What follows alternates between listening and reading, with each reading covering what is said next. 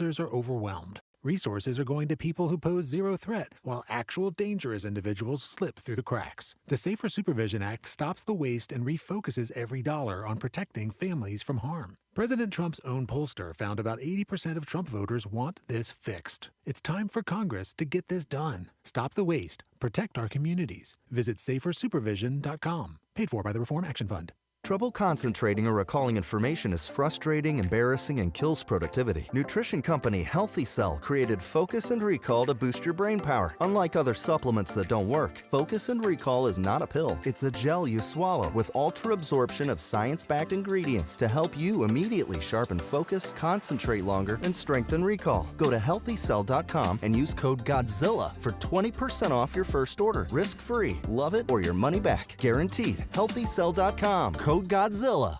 Now more than ever, it's imperative to support companies that share our conservative values. That's why I can't be more excited to tell you that I've switched my family to Patriot Mobile. Patriot Mobile is America's only Christian conservative wireless provider. When you switch to Patriot Mobile, you shift your support away from the leftist, woke, progressive agendas of Big Mobile. Patriot Mobile's wireless service works perfectly and seamlessly as you go about your lives with exceptional nationwide coverage that uses the same towers the main carriers use. Patriot Mobile donates a portion of every dollar earned to causes you care about, to organizations that fight for religious freedom, First and Second Amendments, sanctity of life, and the needs of veterans and first responders. Patriot Mobile has plans to fit any budget, along with great discounts for our veterans and first responder heroes, as well as multi-line users. Switching is easy. Just go to patriotmobile.com/Godzilla or call their U.S.-based customer service team, 972-PATRIOT. That's 972-728-7468. Use offer code Godzilla for free activation.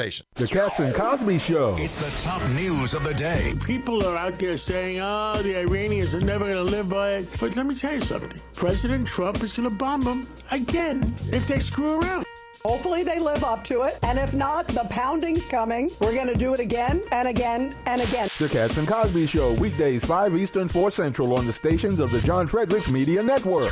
Trump is the toughest president we ever had. Well, he's definitely the best bomber. August 17th. Big changes are coming to the John Fredericks Media Network. John Fredericks, your Godzilla of Truth, starts the day from 6 to 10. Wendy Bell follows from 10 to noon. Rob Carson staying put at noon to 3. Michael Patrick Leahy moves to 3 o'clock, followed by Cats and Cosby at 5. America's new boss for conservative talk is the John Fredericks Media Network. Everybody's talking about weight loss injections because the results are so dramatic. They work by lowering blood sugar and reducing appetite. So, what if you're looking to lose weight but not interested in painful weekly injections, especially when you hear about some of those intense side effects? That's why doctors created a weight loss supplement called Lean, and the results are remarkable. The ingredients studied in Lean have been shown to lower your blood sugar, burn fat by converting it into energy, and curb your appetite and cravings, so you're not as hungry. But listen, Lean is not for the casual dieter with only a few pounds to lose. The doctors at Brickhouse Nutrition created Lean for frustrated dieters with 10 or more pounds to lose. Get started with 20% off and free rush shipping so you can add Lean to your healthy diet and exercise plan. Go to takelean.com and enter the code Godzilla for your discount. That's discount code Godzilla at takelean.com.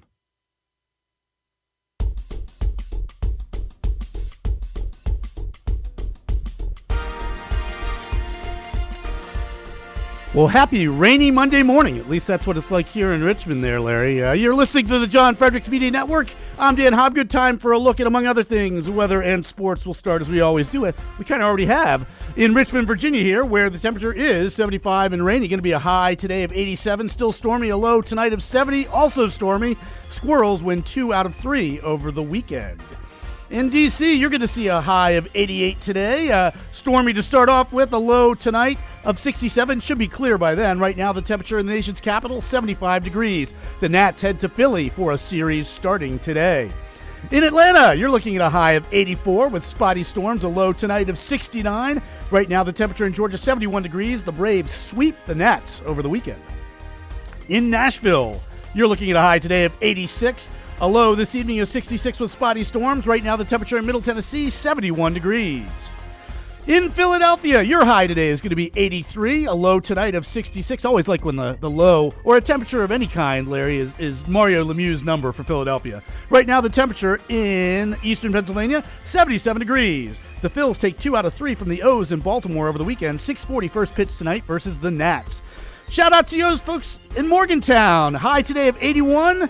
A low of 57, and right now in wild and wonderful West Virginia, the temperature is 70 degrees. Last but certainly not least, unless we're talking about the standings in baseball, my Yinzers in Pittsburgh. A high today of 82, a low of 58. Right now the temperature 68 degrees in the 4-1-2. The Pirates lose 3 out of 4 to the otherwise reeling Reds over the weekend.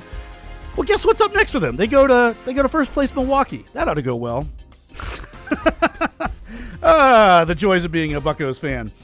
And if you hadn't heard, Tariq Skubal, one guess as to where he is going to end up at the trade deadline. Yeah, you guessed it, the LA Dodgers. Goodbye baseball in 2027. A federal court rules that eligibility gets extended for a year for folks in the high school class of 2022. And Jadeveon Clowney is headed back to where the NFL road started for him in the Houston with the Texans. Bringing you today's weather and sports update is the Godzilla Wins radio show for the best insight, analysis, and picks. Watch and listen to Godzilla Wins Saturday mornings from 9 to 11 all across the John Fredericks Media Network. Plus, to get John's daily sports picks, go to you-know-where, GodzillaWins.com. Once again, that's GodzillaWins.com. And now for a few words to the wise. You know, I don't think that we've talked much, if at all, about the concept of false alternatives, which is, as the name suggests, the assertion that in some category of some kind, one's universe of choices consists of either X or Y, excluding at least one valid other possibility. For example, somebody can either root for the Ravens or the Bengals. Ha, yeah, right.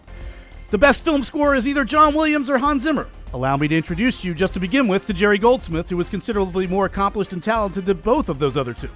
You can either be a Democrat or a Republican. No thanks. If there's no God, then anything goes. Well, only if we throw logic out the window, etc., so on and so forth. Here's another false alternative for yous. That with the blessedly milder air coming this fall, we can either keep our doors completely wide open or shut closed. Either we can let the fresh, cool air in along with any bugs, leaves, etc., or a la Nancy Reagan, just say no to all of the above. No middle ground. No other option. Well, you're likely thinking, no, that's not true. This is at least the predominant reason why we have screen doors, a third option by which we can let the air flow while keeping the undesirables, those bugs, leaves, etc., safely at bay. Problem solved, right? You're likely also thinking, I didn't realize that I tuned into the Bob Vila show this morning, Dan. What in the world does this have to do with anything germane to ideology and or politics?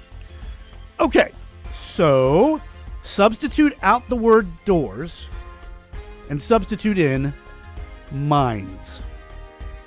Just as the idea that a door can be only wide open or shut closed is a false alternative, so it is also that it's a false alternative that one's mind can be only open or closed. The closed mind, of course, is not letting any new ideas in for consideration, while the open mind is letting fresh ideas in, but it's also letting every dangerous notion in too, which obviously isn't good. The screen door alternative here is being active-minded. Like the screen door, the active, discerning mind lets new, fresh ideas in for consideration, while keeping the bad ones out, and keeping rightly cherished, precious loved ones from escaping into harm's way, so to speak. So the moral of the story here is, don't get suckered into thinking that there's no choice for you except to be open-minded or closed-minded.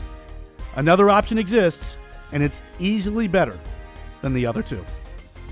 Okay, that'll do for today, folks. This has been Dan Hobgood for the John Fredericks Media Network. Outside the Box with the Ox is next, followed by The John Fredericks Show. Stay tuned, everybody.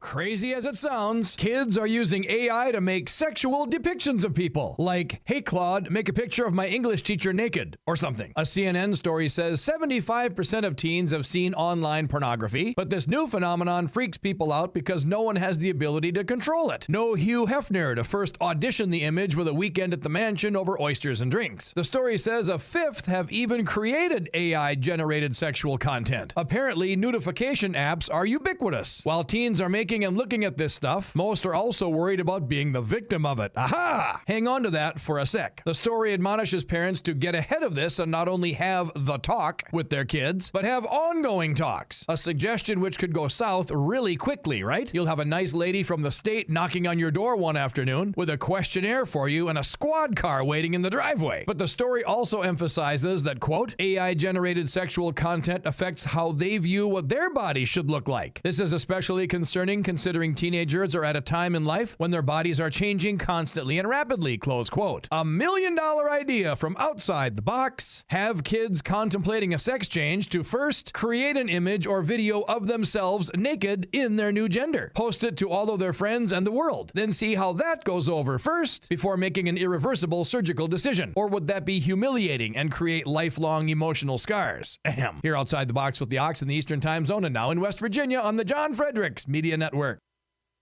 John Fredericks. It is the most egregious thing I've seen in a lifetime. President Trump. The whole thing is ridiculous. When politics start getting wild, They want to have every single thing that you don't want. Raise taxes, men and women. John, thank you very much, and you do a great job.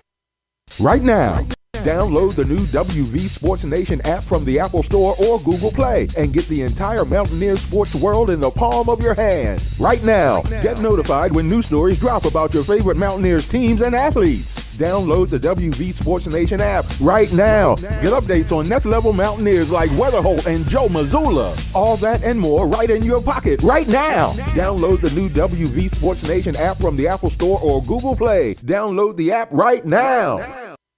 At the end of the day, I don't care. That's Andy Ogles. I'm an economist, former member of law enforcement. I worked in traffic. After lying about his resume, I don't recall ever saying I had economic degree. the local sheriff said Ogles lied about his work in child sex trafficking, and his phone was even seized by the FBI, and he's still under investigation. After all the lying, what's Andy's message to Tennessee families? Hey, I don't care. Paid for by Invest in Tomorrow Coalition PAC. Not authorized by any candidate or candidates committee. Woke up with the AM light. Found the truth still standing right. John Fredericks on the dial. Cutting through the noise in style. If you want it straight, you know where to go. He rose like thunder, head to toe. John Fredericks Radio Network. John Fredericks Radio Network. Godzilla of truth. Hear that roar. Godzilla of truth. John Fredericks Radio Network. He brings the facts and he brings more. Godzilla of truth.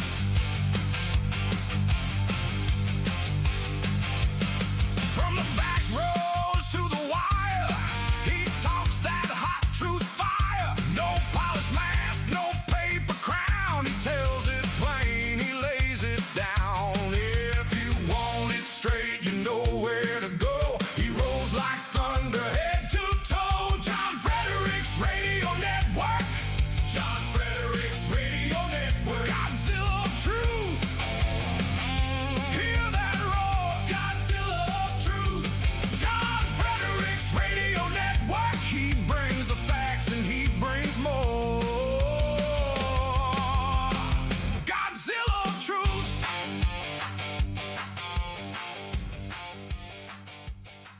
You hear a lot about weight loss injections because the results are dramatic, but injections aren't for everyone. So doctors created a new generation weight loss supplement. This is non-prescription lean, and the science behind it is impressive. The studied ingredients in lean are intended to address weight loss in 3 powerful ways: help maintain healthy blood sugar, help control appetite, and help convert fat into energy so you burn it faster. Get 20% off with discount code Godzilla at takelean.com. Code Godzilla at takelean.com. Live from the studios of the John Fredericks Media Network, it's the John Fredericks Show.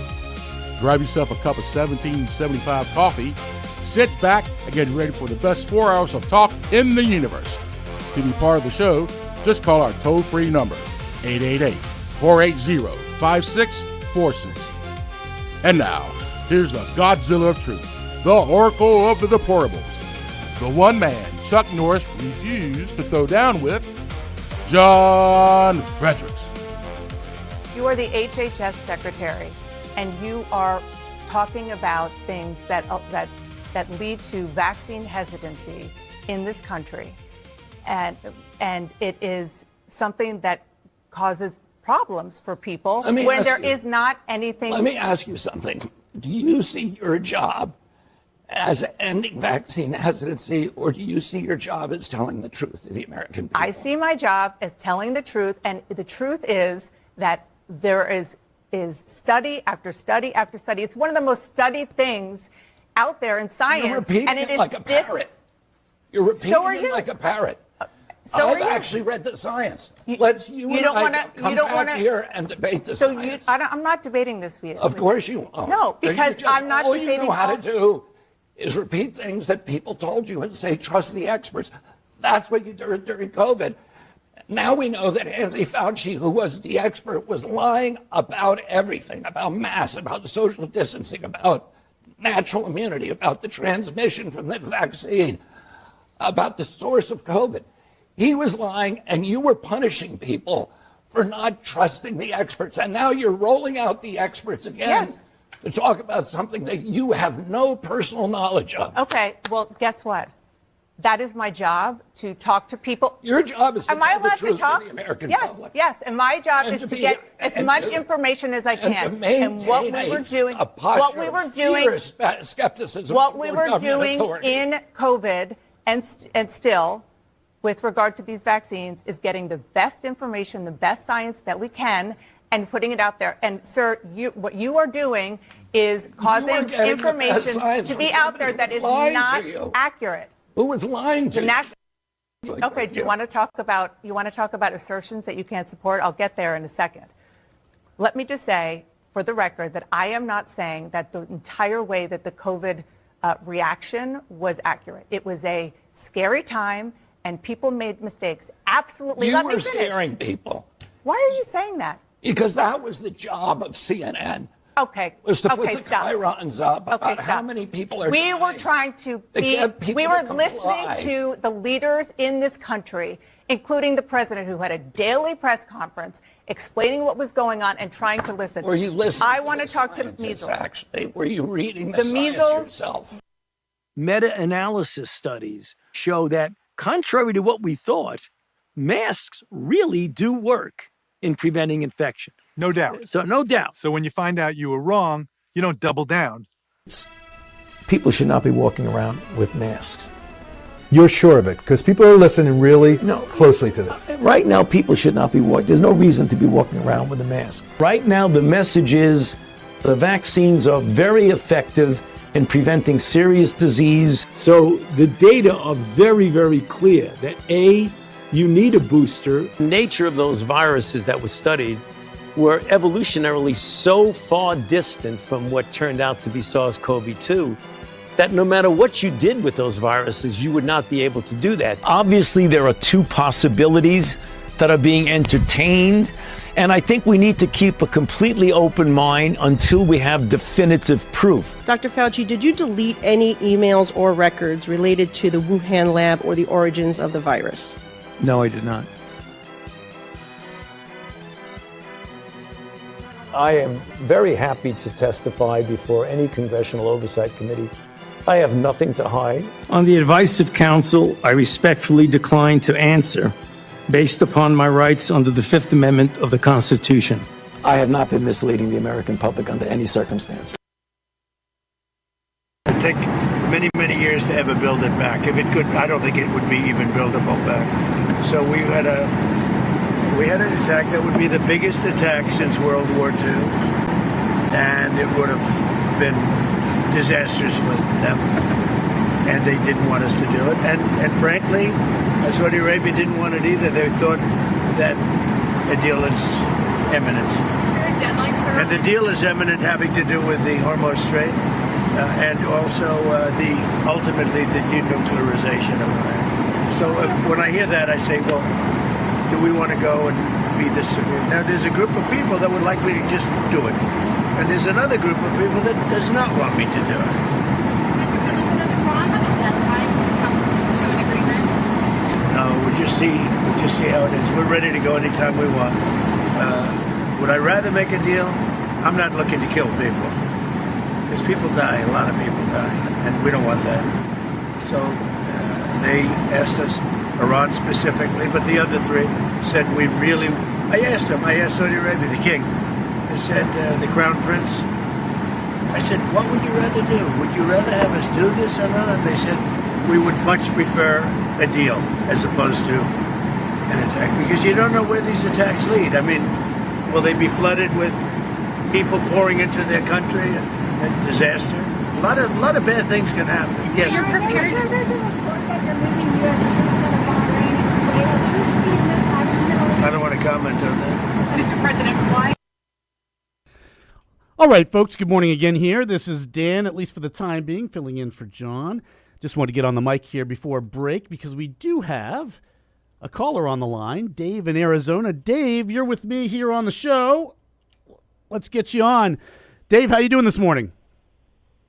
Blessed. It's only 98 degrees here, Dan. So before the sun comes up, we haven't quite reached 100 degrees. So I'll just chime in with my little weather forecast from. There we go. Hey, yeah. So now we know what the weather is Arizona, in the Phoenix area, right? You're in Phoenix area, right? Yeah, Northwest Metro. Yeah, I have a cousin, plastic surgeon who lives in Scottsdale. So yeah, somewhat familiar with the weather out there based on a couple trips. But yeah, at least it's a dry heat, right? Exactly. Yeah, like opening the oven at 400 degrees when you're baking cookies. Well, Dave, so what's on your mind this morning? So I think we might actually be beyond the tipping point, but we might be at the tipping point where it's been quite revelatory the last week, or the last 7 years, if you want to encapsulate it all. And thanks again to John for introducing me to Steve Bannon back on the 22nd of October, 2019. Yeah. You guys carried the inaugural episode of War Room. Okay. Yeah, and he should be on with us at 8:05 this morning. So, yeah, looking forward to having Steve on the show. He's an amazing source of information. He gets the best guests, much like you guys do in the Beltway. He does it nationally, too. Just a great cavalcade of contributors. But what I'm looking at is, and you guys are pretty familiar with this, the 1993 NVRA Act, which is also known as the Motor Voter Act. Okay. And it's got a blackout period where no modifications can be done, no scrubbing or removal of people or additions of people to voter rolls 90 days prior to a general election or a primary election. And that's important because that's going to be August 5th this year. So even if we've waited too long. We've waited too long. Yeah, it's basically too late. I mean, which is a real darn shame because this is the second time now that we've had essentially legislative and executive, if you want to count judicial power, in the hands of more right-leaning folks. With President Trump in office. I mean, in 2016 we had it, or 2017 I should say, and then when he gets reelected and reinaugurated in 2025, we had 2 years both times to get things done, and I think President Trump was more than willing and eager to do that, and then of course he ran into resistance from the establishment uniparty in Congress. You know, John McCain back then, now John Thune and company now. It's incredibly frustrating, isn't it, Dave? It is. And again, I don't look at it from the President Trump perspective. I look at it from the we the people perspective. They're tapping along President Trump because he's not only our shield and our sword, he's really our cudgel, right? He's the one of the 539 federally elected representatives that's truly serving us, and that's the challenge for them. They know if he is unfettered and able to do the will of we the people, their house of cards crumbles. So I think it's been very revelatory the last week. You know, you probably are familiar with the Milgram effect, where people in white coats basically just run roughshod over normal people because they trust them, right? That's the whole Garden Gnome Fauci fraud dynamic, where people saw somebody in a white coat, even though he was killing people back in the 80s with AZT, right. And that was all well known. That's continued for 40 years, and he's just been able to run roughshod over we the people. So I think it's been very revelatory, and I think we're at a tipping point, a crisis of sorts, that at some point we the people, 300 million of us, are going to realize that government is not the solution to our problems. It's really basically the source is the of problem. Our problem. Yeah, exactly. Sir, yes, sir. Yeah. There we go. Well, hey, Dave, thanks for letting me contribute. Absolutely, man. absolutely. Obviously, you can hear the music, so we got to get going to a break here pretty soon. But no, thanks so much for the call, Dave. Obviously, we should be back with John after commercial break. Remember, the phone lines are open, 888-480-5646. The 5646 stands for John, 888-480-5646. We'll head to a commercial break here. Dan on the mic for John, who should be with us, I'm pretty sure, after we get back from the commercial break. This is Monday morning, August 3rd. I think it's Tom Brady's birthday, actually. I think his 49th birthday. I think he was born in 1977. But we'll be back. You're listening to The John Fredericks Show. Stay tuned, everybody.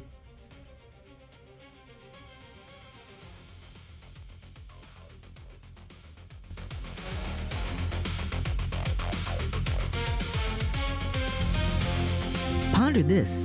Most people want to have a good day every day. In order to do this, we must start our day with gratitude and keep an attitude of gratitude throughout the day. I offer you my recipe for having a great day and a joyful life. First, start each day being grateful that the Lord has given you another day to serve Him. Roll yourself out of bed, get on your knees, and say a morning prayer of thanksgiving. Ask the Lord to help you throughout the day to do whatever His will is for you. Next, thank God for the little things that make your day better. I thank Him immensely for my morning coffee and for my legs that allow me to take a morning walk.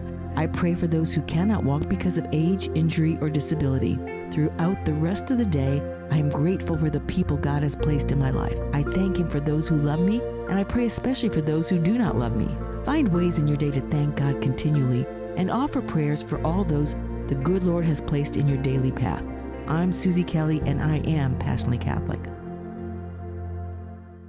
This is Crom Carmichael, CEO of Solti. We got a wonderful email from one of our customers up east named Joe, and here's what he had to say.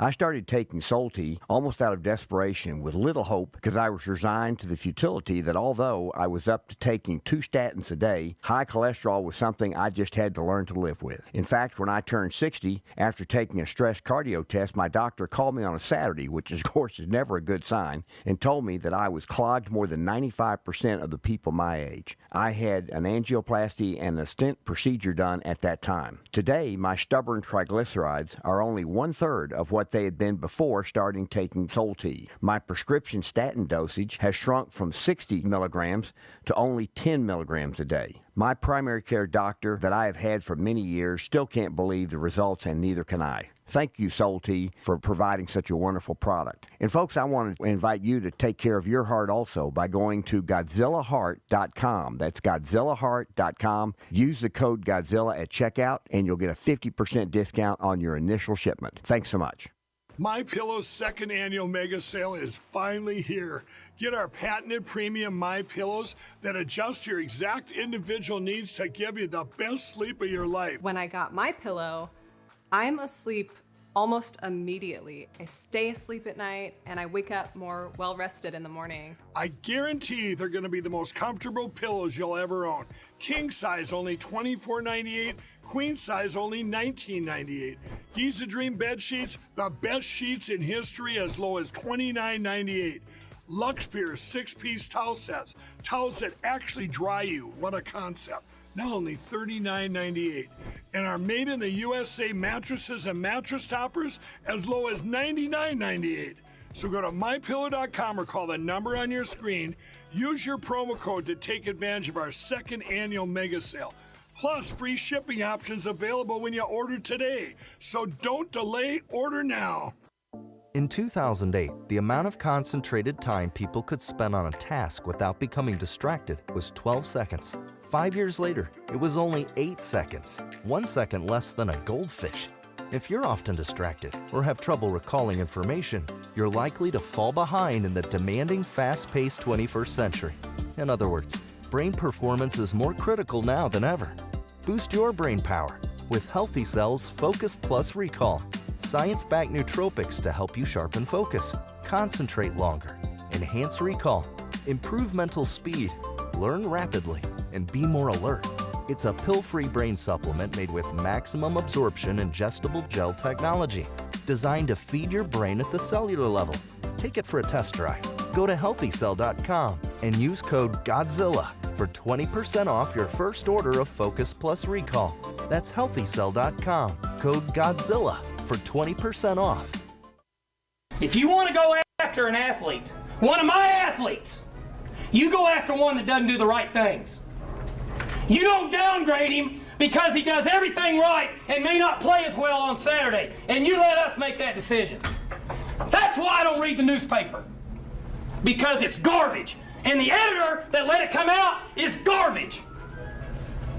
Attacking an amateur athlete for doing everything right. And then you want to write articles about guys that don't do things right and downgrade them, the ones that do make plays. Are you kidding me? Where are we at in society today? Come after me! I'm a man! I'm 40! Don't touch that dial. You found your home of the truth. Do you solemnly swear to tell the truth, whole truth, and nothing but the truth? With the best analysis in America. You can't handle the truth! And now back to the John Fredericks Show. Well, good morning. It's great to have you. I kind of know how this got this backdrop here with me, Dan, but it's good to see Dan. And yes, we are all set. Got back late yesterday from a wedding that Ann and I were at. My first cousin Ken, first son, his first son got married, so that was kind of fabulous, and we enjoyed that, no doubt about it. But it's great to have everybody with us today, as always. So thank you for joining us. Now, let's get to a couple things here right away, if we can. Dan, you saw the Fauci debacle. This thing, we're going to continue to do this, and we're going to continue to play this, because I think all of society now has to really understand what we went through from COVID, what happened with COVID, and the fact that we caved like sheep, like little babies, and just accepted whatever the government said, this great country of rugged individualism. And the fact that, I've said this before, the fact that we didn't go to church, we closed our businesses, we let our little children have masks on, we wouldn't send them to school, we robbed them of their education, we just basically sat in a corner and did whatever they said. And if you didn't, you were shamed. I remember the beginning of this. I was really rejecting it because I was in favor of natural immunity.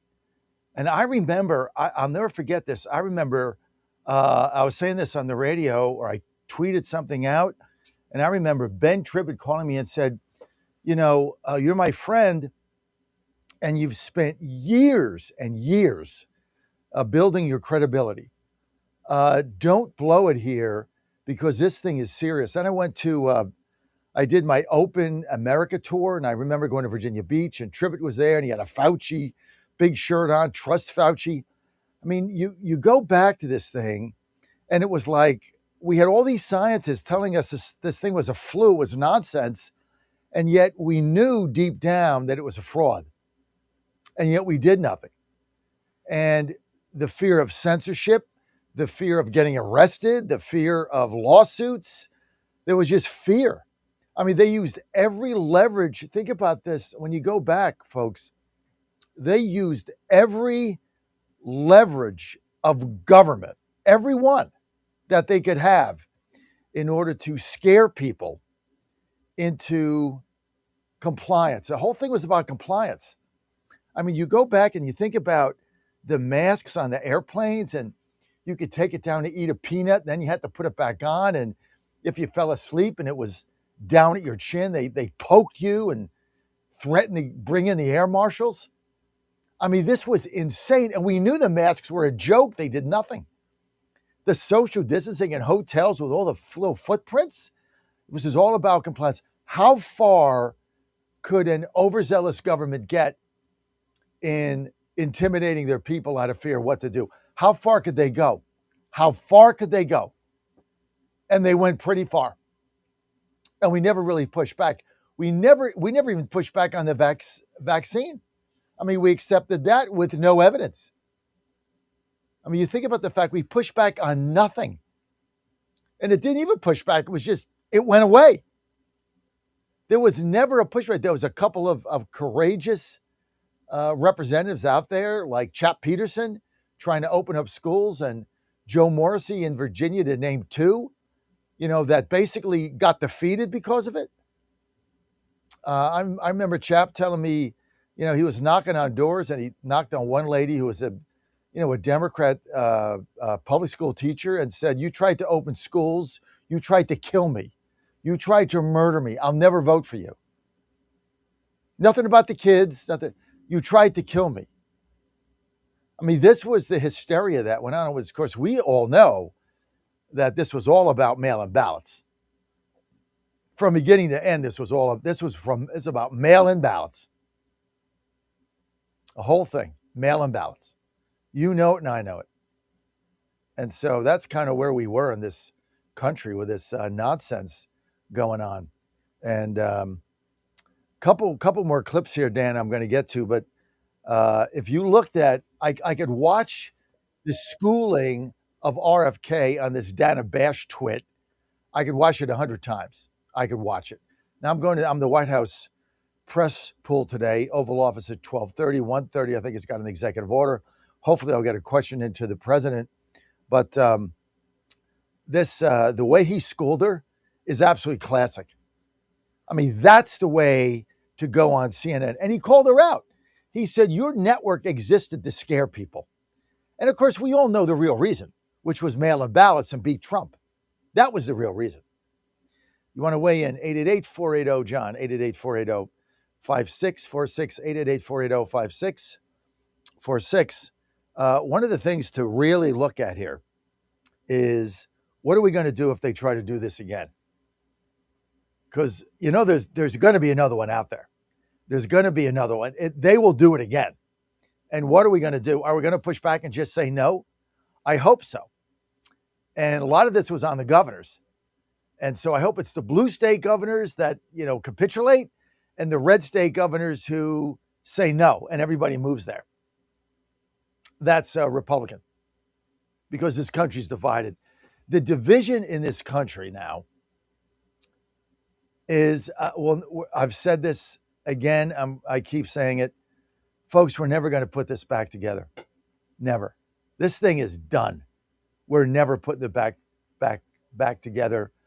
I was at a wedding this weekend with my family, and it was my cousin and my first cousin, of which I'm his only first cousin. His son got married, Edgar, way back to Haley Watkins. Just a beautiful ceremony. Of course, we're Catholic. Haley is Jewish.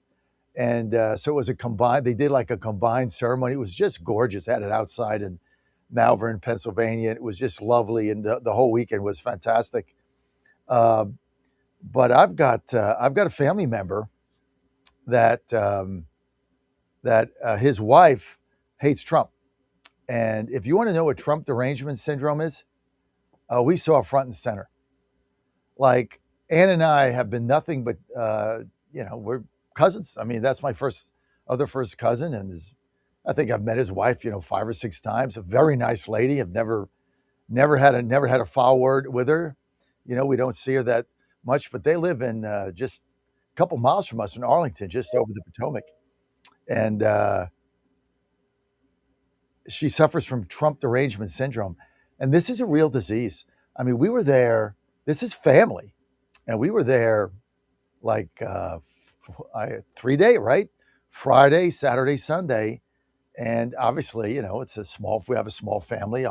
The Fredericks side of the family is small. I'm an only child, and I've got a couple of cousins. That's about it. Everybody else is dead. So on my side, I have a tiny little family. And so, and her husband and I, he's only 2 years older than me. We grew up in the same house because I lived with them for 4 years, lived with his parents while my parents had issues going on, and very close to him. But his wife, we were there 3 days. She never acknowledged our existence. Like if I went up to her to say hi, she actually turned and walked away. And same thing with Ann, and she hates Ann because she can't understand how a woman is so pro-Trump. And like there were a lot of Democrats there. I mean, Haley's family, a lot of them are Dems. That's fine. What the hell do I care, right? Everybody knows where Ann and I stand, and it didn't matter to them. But this Trump derangement syndrome, I mean, it's real, and it's divided families. We just kind of said, whatever, lady. I mean, that's what you want to be. I mean, it took a while to talk to his kids or whatever, because you got mom there, shunning part of the family for no reason, other than we're Trump supporters, and so it's dividing families. I mean, it's ruined the WNBA. The WNBA is dead now. It's dead, Dan. It's dead. I mean, it's never made any money. The NBA has supported it. It's now become a total political operation. That's all they have is political messages. I mean, coaches now, saying that women, men should be allowed to play in WNBA, which would, destroy the game totally. It's nuts. The whole thing is nuts. So that game's destroyed. When you look what's happening to Sophie Cunningham and Caitlin Clark and how they're getting beat up every night, just getting beat up. And we don't do anything about it. Nothing. I mean, it's a horrible situation. Unbelievable. Let's get to the phone lines. John in Jersey, who's in Florida. John, you're on vacation. Roll. Yeah.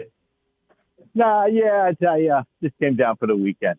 John, great topic with the Fauci thing was incredible. See, people like Dana Bash,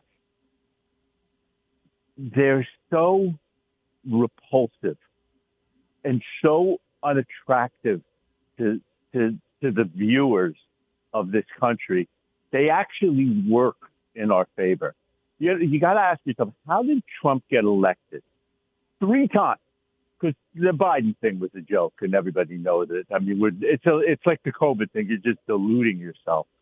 But the bottom line is, he got in landslide victories 3 times with 99% negative coverage, 99.9% negative coverage, and 1 in 3 landslides. Their minds are so polluted that they don't even understand that they're actually assets to the America First movement. And as far as what you were talking about before, because that's what I really called about, the COVID thing. I mean, like I said, I'm an ER nurse. I was on the front lines for that thing. I'll give you the first couple months because nobody really understood what was going on. But beyond that, it was one of the most, for a guy like me, it was like one of the most, I just couldn't believe what happened to the average human being, the sheep-like behavior. But what you really need to understand in that whole thing is you nailed it. This was about an election.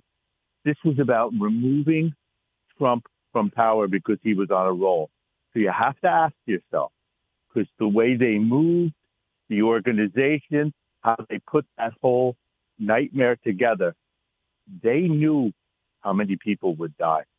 So people need to just really understand what we're fighting, because they were willing to kill millions of people to overthrow an election.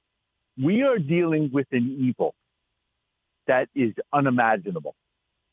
When you really, really get down and push away the clouds and really understand this with common sense, these people will stop at nothing. And that's why the government isn't coming to save us. I love that saying. We're the heroes we've been waiting for. So the bottom line is, people better get their stuff together.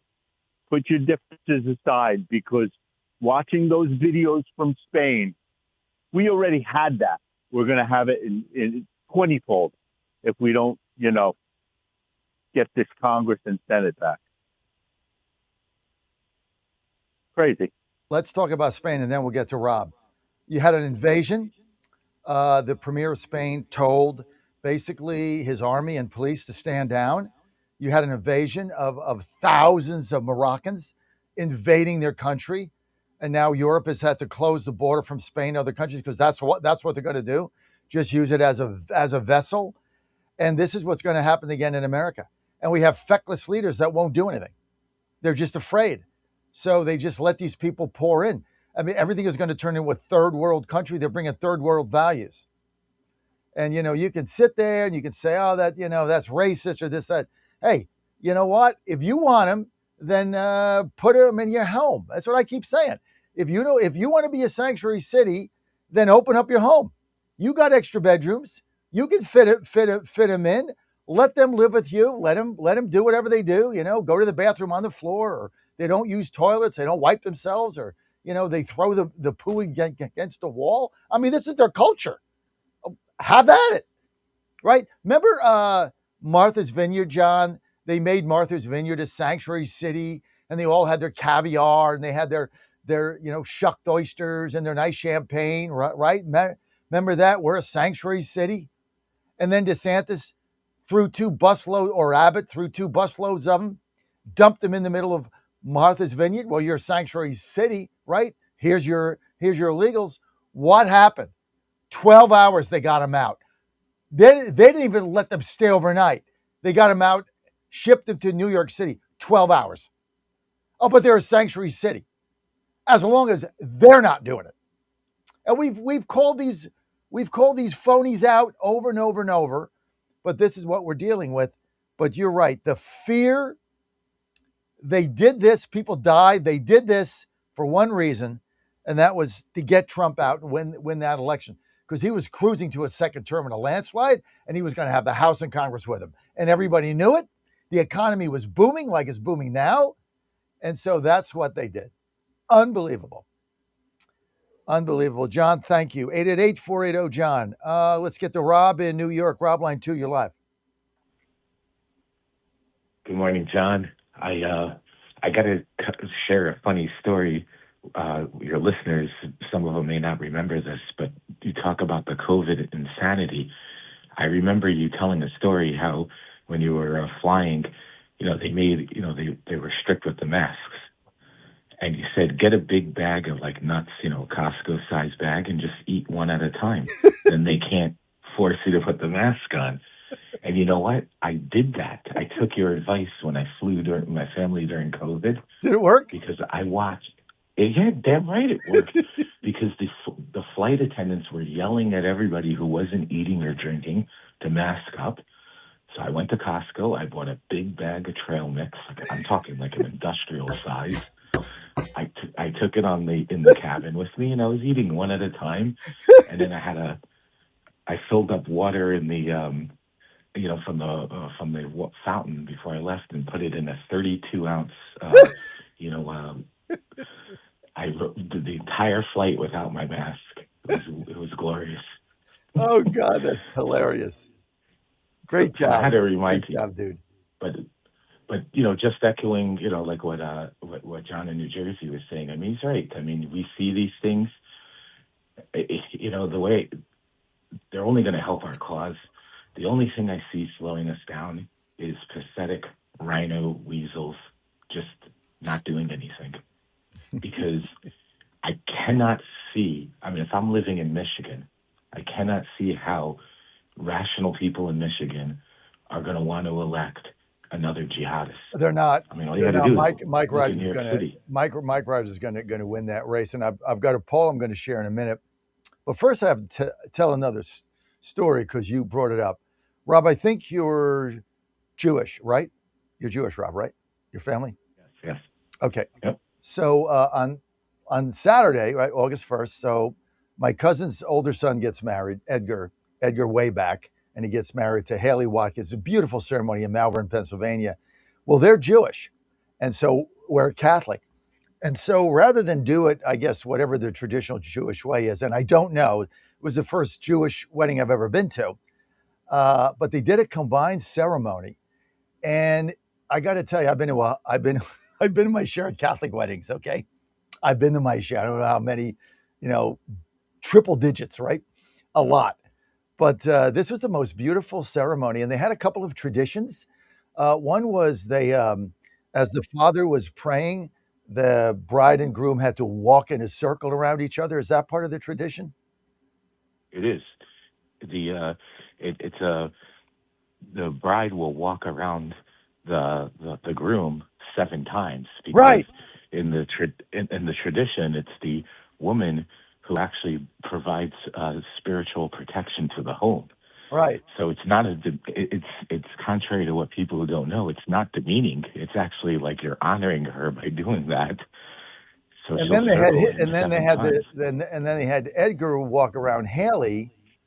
I forget what they were saying, but it was just very spiritual. And then they had this bead thing, which was attached, and they each had the bead on their like over their necks and shoulders, but it was like not, it was together, like it was connected.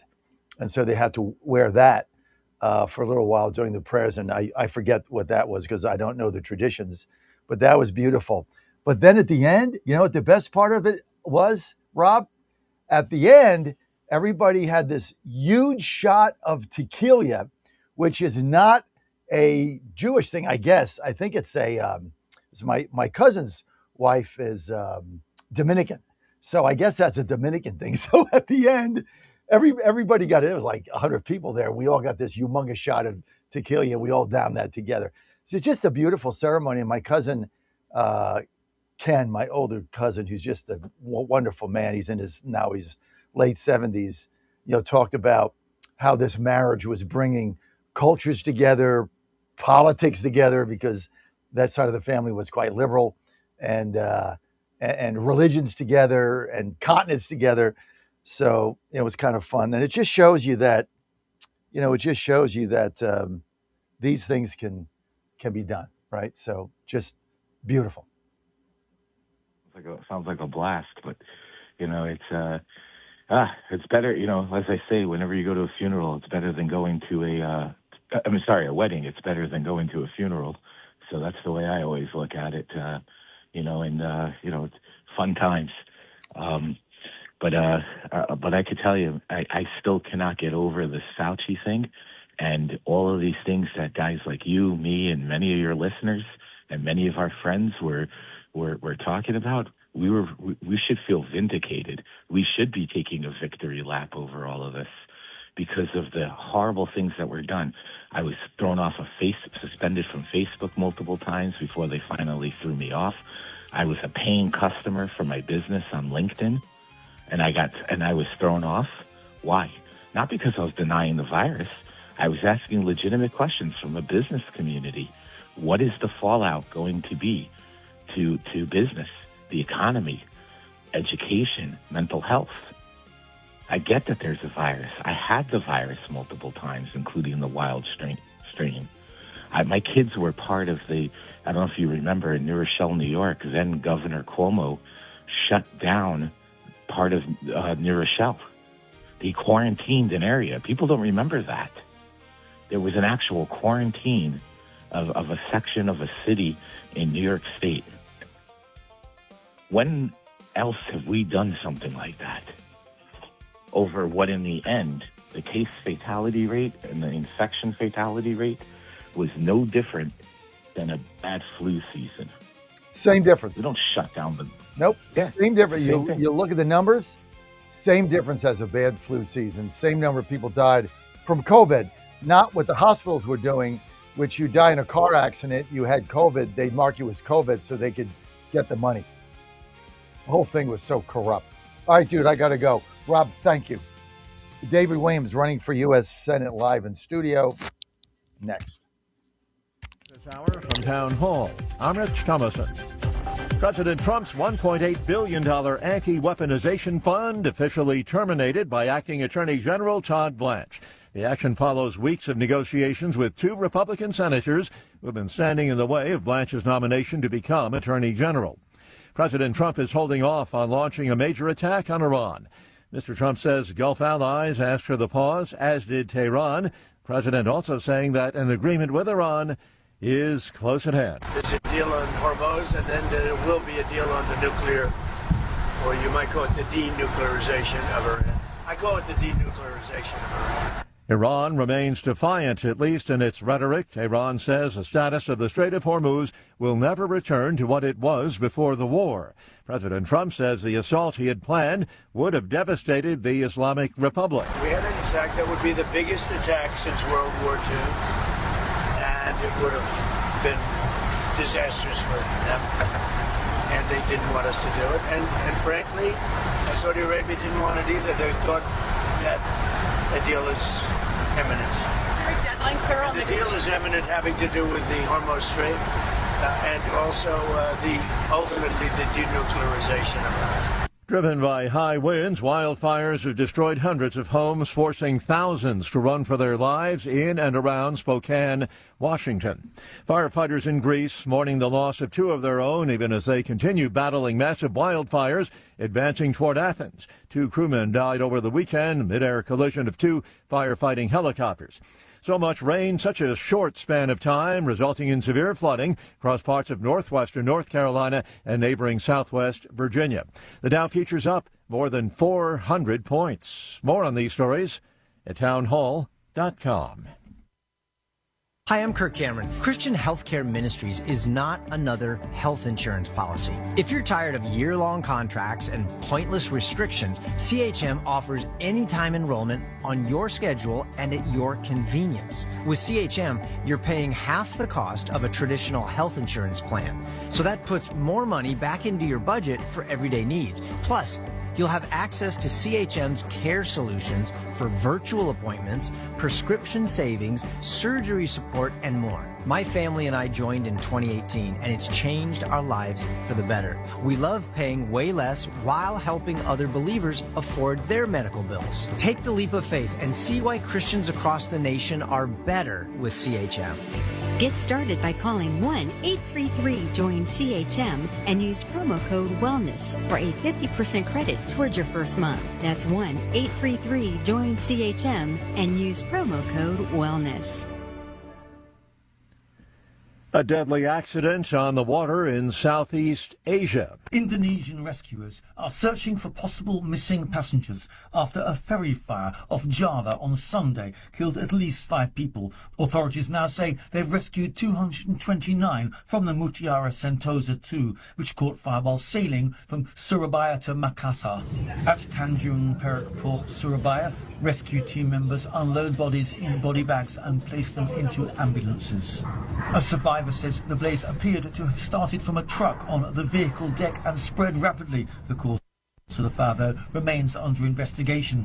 Officials say more people were likely aboard than listed on the ship's manifest, complicating efforts to determine how many remain unaccounted for. I'm Charles de Ledesma. Residents of Japan's earthquake zone on the southern main island of Kyushu are working to clear away a lot of debris in intense heat. The quake struck last Tuesday. Townhall.com. The search for Savannah Guthrie's 84-year-old mom continues as big reward money for information leading to an arrest remains on the table. It's been 6 months since Nancy Guthrie disappeared from her home in the Catalina foothills in Tucson, Arizona. The reward money stands at $1.2 million. Nancy's daughter, NBC Today Show co-host Savannah Guthrie, released a new video last week on our Instagram page, which put the case back in the news. Pima County Sheriff Chris Nanos has been widely criticized for his handling of DNA evidence in the case because he sent it to a private lab instead of straight to the FBI. Laura Winters reporting. A suspect in a fatal shooting at an Idaho fast food restaurant died of a self-inflicted gunshot wound, according to police. Suspect identified as 24-year-old Chad Williams. So far, there's nothing on a motive for the deadly attack. More on these stories at townhall.com. Washington is wasting $500 million every year on a federal supervision system that doesn't work. Probation officers are overwhelmed. Resources are going to people who pose zero threat, while actual dangerous individuals slip through the cracks. The Safer Supervision Act stops the waste and refocuses every dollar on protecting families from harm. President Trump's own pollster found about 80% of Trump voters want this fixed. It's time for Congress to get this done. Stop the waste. Protect our communities. Visit safersupervision.com. Paid for by the Reform Action Fund. It's time we send a farmer to Congress. Charlie Hatcher, a fifth-generation Tennessee farmer who served under Governor Bill Lee. A business owner, Charlie Hatcher is an America First conservative who gets things done. Pro-gun, pro-life, pro-Trump, Charlie Hatcher is the trusted conservative leader we need. Endorsed by Tennessee leaders, Charlie Hatcher is built farm tough. On August 6th, vote Charlie Hatcher. It's time we send a farmer to Congress. Invest in Tomorrow Coalition PAC is responsible for the content of this advertising. MyPillow's second annual mega sale is finally here. Get our patented premium MyPillows that adjust your exact individual needs to give you the best sleep of your life. When I got MyPillow, I'm asleep almost immediately. I stay asleep at night and I wake up more well-rested in the morning. I guarantee they're going to be the most comfortable pillows you'll ever own. King size only $24.98. Queen size only $19.98. Giza Dream bed sheets, the best sheets in history, as low as $29.98. Lux Pier 6-piece towel sets, towels that actually dry you. What a concept. Now only $39.98. And our made in the USA mattresses and mattress toppers as low as $99.98. So go to mypillow.com or call the number on your screen. Use your promo code to take advantage of our second annual mega sale. Plus, free shipping options available when you order today. So don't delay, order now. The Trump administration has brought positive changes when it comes to fixing our broken healthcare system. If we really want to make America healthy again, well, that starts at home. And that's where the Wellness Company comes in. You see and hear from the Wellness Company doctors all the time, and you know their products are the gold standard for keeping you and your family safe and healthy, giving you the opportunity to make sure you're prepared for whatever happens with their prescription medical kits. Additionally, the Wellness Company offers a variety of products, from parasite cleanses to methylene blue to weight loss and so much more. Make America healthy again starts at home. Do your part and protect the health of you and your family. Live a healthier, longer, and more satisfying life. Go to twc.health/Godzilla and order. That's twc.health/Godzilla. Use promo code Godzilla to save 10% today. Now more than ever, it's imperative to support companies that share our conservative values. That's why I can't be more excited to tell you that I've switched my family to Patriot Mobile. Patriot Mobile is America's only Christian conservative wireless provider. When you switch to Patriot Mobile, you shift your support away from the leftist, woke, progressive agendas of Big Mobile. Patriot Mobile's wireless service works perfectly and seamlessly as you go about your lives with exceptional nationwide coverage that uses the same towers the main carriers use. Patriot Mobile donates a portion of every dollar earned to causes you care about, to organizations that fight for religious freedom, First and Second Amendments, sanctity of life, and the needs of veterans and first responders. Patriot Mobile has plans to fit any budget, along with great discounts for our veterans and first responder heroes, as well as multi-line users. Switching is easy. Just go to patriotmobile.com/Godzilla or call their U.S.-based customer service team, 972-PATRIOT. That's 972-728-7468. Use offer code Godzilla for free activation. Live from the studios of the John Fredericks Media Network, it's The John Fredericks Show. Grab yourself a cup of 1775 coffee, sit back, and get ready for the best 4 hours of talk in the universe. To be part of the show, just call our toll-free number, 888-480-5646. And now, here's the Godzilla of Truth, the Oracle of the Deplorables, the man who always says to lace them up and lace them tight, John Fredericks. Hi, you're on the John Fredericks Media Network, and I am your Godzilla of the Truth in America, your Oracle of the Deplorables. Happy Monday, August 3. Love Mondays. Get your week started, get it going. I'm going to be at the White House today. I'm in the press pool for the Oval Office. I think I get in there. There's a executive order signing at 1:30. Hopefully I'll get a question in. So follow me there. Of course, follow me on social media at JF Radio Show, at JF Radio Show.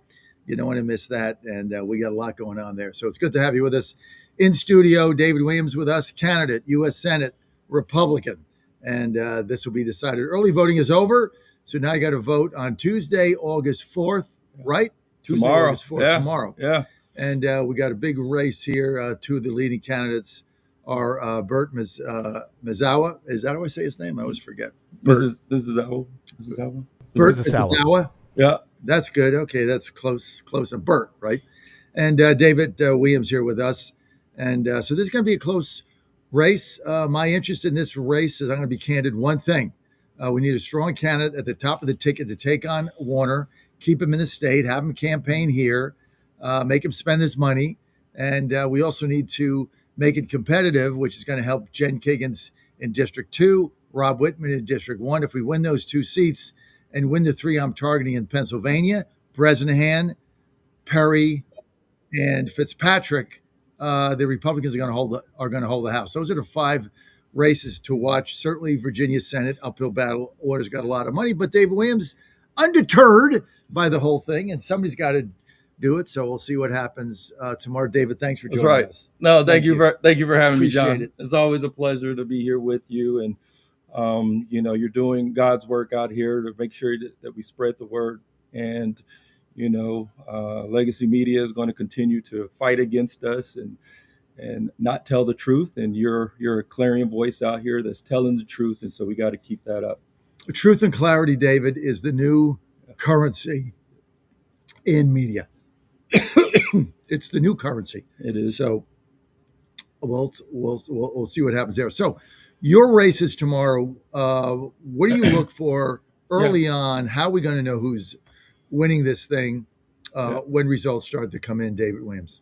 Yeah, so I think we are poised and positioned well to win this, and I'll tell you why. One, we're getting out and we're talking to the people that matter, right? We're going out to those rural areas. We're Southwest Virginia.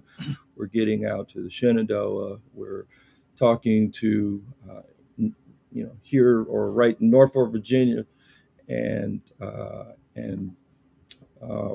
Northern Virginia, and just talking to the people about what really matters. And the issue for them is the economy.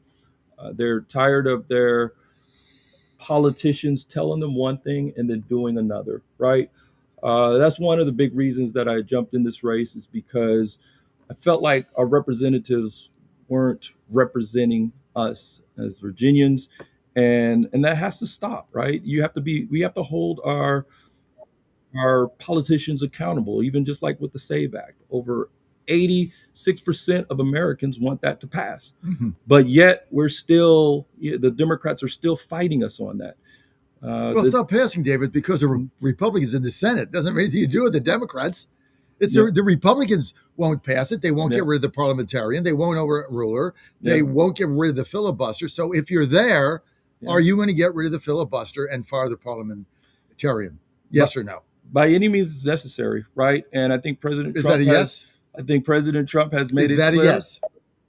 If I were talking to President Trump, because he would be the one that would have to get the people riled up. He's done that. He's done it. You're in the Senate, and we would have to do it. Yeah. Okay, so you would vote in favor of getting rid of the filibuster and go to a talking filibuster. Absolutely. And you would be in favor of firing the parliamentarian if that's what Trump that's what it takes, right? Because so you have to look at it, right? 80% of Americans want this to happen. So why are we still arguing about if non-citizens should be able to vote in our elections? This is looking at my career, the span of my career, like combat vet, Marines, a diplomat, and then chief of station in the CIA.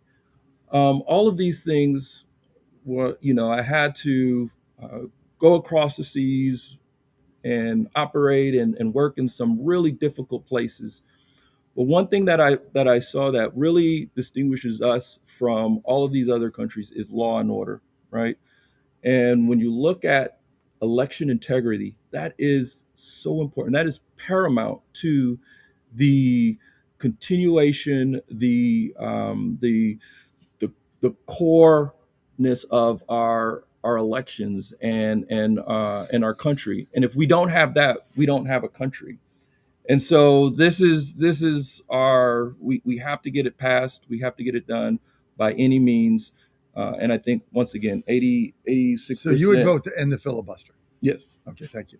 Let's get to a phone call. Jamie in Colonial Heights. Jamie, we're on here. We got David Williams. I anticipate you're going to be voting at tomorrow's primary in Virginia, Jamie. Jamie, you there? We lose Jamie? Can you hear me? Yeah. Jamie, go ahead. Hey, sorry, John. I had called in earlier when y'all were discussing COVID, and I was just wanting to discuss that. Yeah, that's fine. That's fine. Okay. But before you do that, we have to ask who you're going to vote for in the Republican Senate primary, David Williams or Bert Mazawa? Oh, David Williams. There you go. Right answer. David's here with us now. That's right. Hey, David, you got a voter. Thank you. I appreciate your support. Why are you voting for David, Jamie? Basically because he's not a lunatic Democrat. All right, I'll take it. And yeah, and he would also, as you just clarified, vote to end the filibuster. Yeah. All right, good deal. That's pretty big. Jamie, you wanted to comment on COVID. Go ahead. Sure. Hey, I thought one of the worst offenses that came out of that whole debacle was ivermectin use being discouraged for early intervention. I felt like it could have, and people a whole lot smarter than myself too, felt like millions of lives would have been saved if they would have just embraced early intervention with ivermectin. And that is a crime, in my opinion. People, they want to come out with the vaccines, and people want to use the vaccines. Fine, that's their choice. But I don't think a lot of that would have even been necessary had they just embraced early intervention with ivermectin. And you know, the way they mischaracterized it, and CNN, Dana Bash was one of them. The way they mischaracterized it as basically medication that's used primarily in livestock. That was horrible. It was developed for use in humans and used safely for decades. And that's the way they did that, mischaracterized it and discouraged it. That in itself was a crime, in my opinion. Well, look, Jamie, we all go back. We're looking at it now that Fauci's taken the fifth, and RFK basically eviscerated Dana Bash on CNN yesterday. It's one of the best clips ever. But as everybody knows, in a past life, I trained racehorses, and I used ivermectin all the time, or my veterinarians did. But horse got sick. I mean, the first thing you did is you went to ivermectin to get him back. Be sure that he didn't have respiratory issues or things of that nature. So I don't know who it was developed for. We did utilize it in the barn, and it was very effective. That's all I know. But David, and thank you, Jamie. Thank you for the call. But David, getting back to this, when you look back at COVID and you look at the lies that we were told, and the fact that we caved like a cheap suit in the rain, and went home and wouldn't have a barbecue and wouldn't have people over for Thanksgiving, and put our little kids in masks and wouldn't go to church. When you look back at that now, David, why did this proud individualist, rugged nation cave like a cheap suit in the rain out of fear? Fear. You just said it. It is based off of fear, and this is what the far left continues to use is fear mongering and division, and that is what is going to keep us. That is going to keep us from advancing as a nation. That is what's going to keep us divided, and that is their current playbook. And fortunately, people are starting to see through it. They are learning the truth, and what is this? The word says the truth will set you free, and so people are really rejecting that type of policies. And just like you're starting to see the Democratic Socialist of America. I don't even like using of America because it's not American, right? And so that is what they are. It's based off of fear. It's based off of lies. Oh, we're going to give you free stuff, but we know that it's not free. Nothing in life is free. You have to get out there. You have to work hard, and you will be successful. But these things it's based off of victimhood, and that's why they're afraid of me, right? Because I am not going to be labeled. I do not call myself a victim. I call myself a victor. With hard work, you will continue to grow. That's what I teach my kids. And so that's why they don't want me to run against Mark Warner, because that whole agenda is going to fall apart. You know, it's going to be interesting if you win having a debate with him. I know he'll have at least one debate. You know, he's way ahead. He's got all the money. But he's going to have a debate. You're going to have to ask him about what he thinks of this Democrat socialist agenda, right? Yeah. I mean, he came in as a moderate, as a business person. I remember when I first got to D.C., he was part of, there was not the immigration gang of 8. It was like a gang of 8, but they were trying to trying to balance the budget.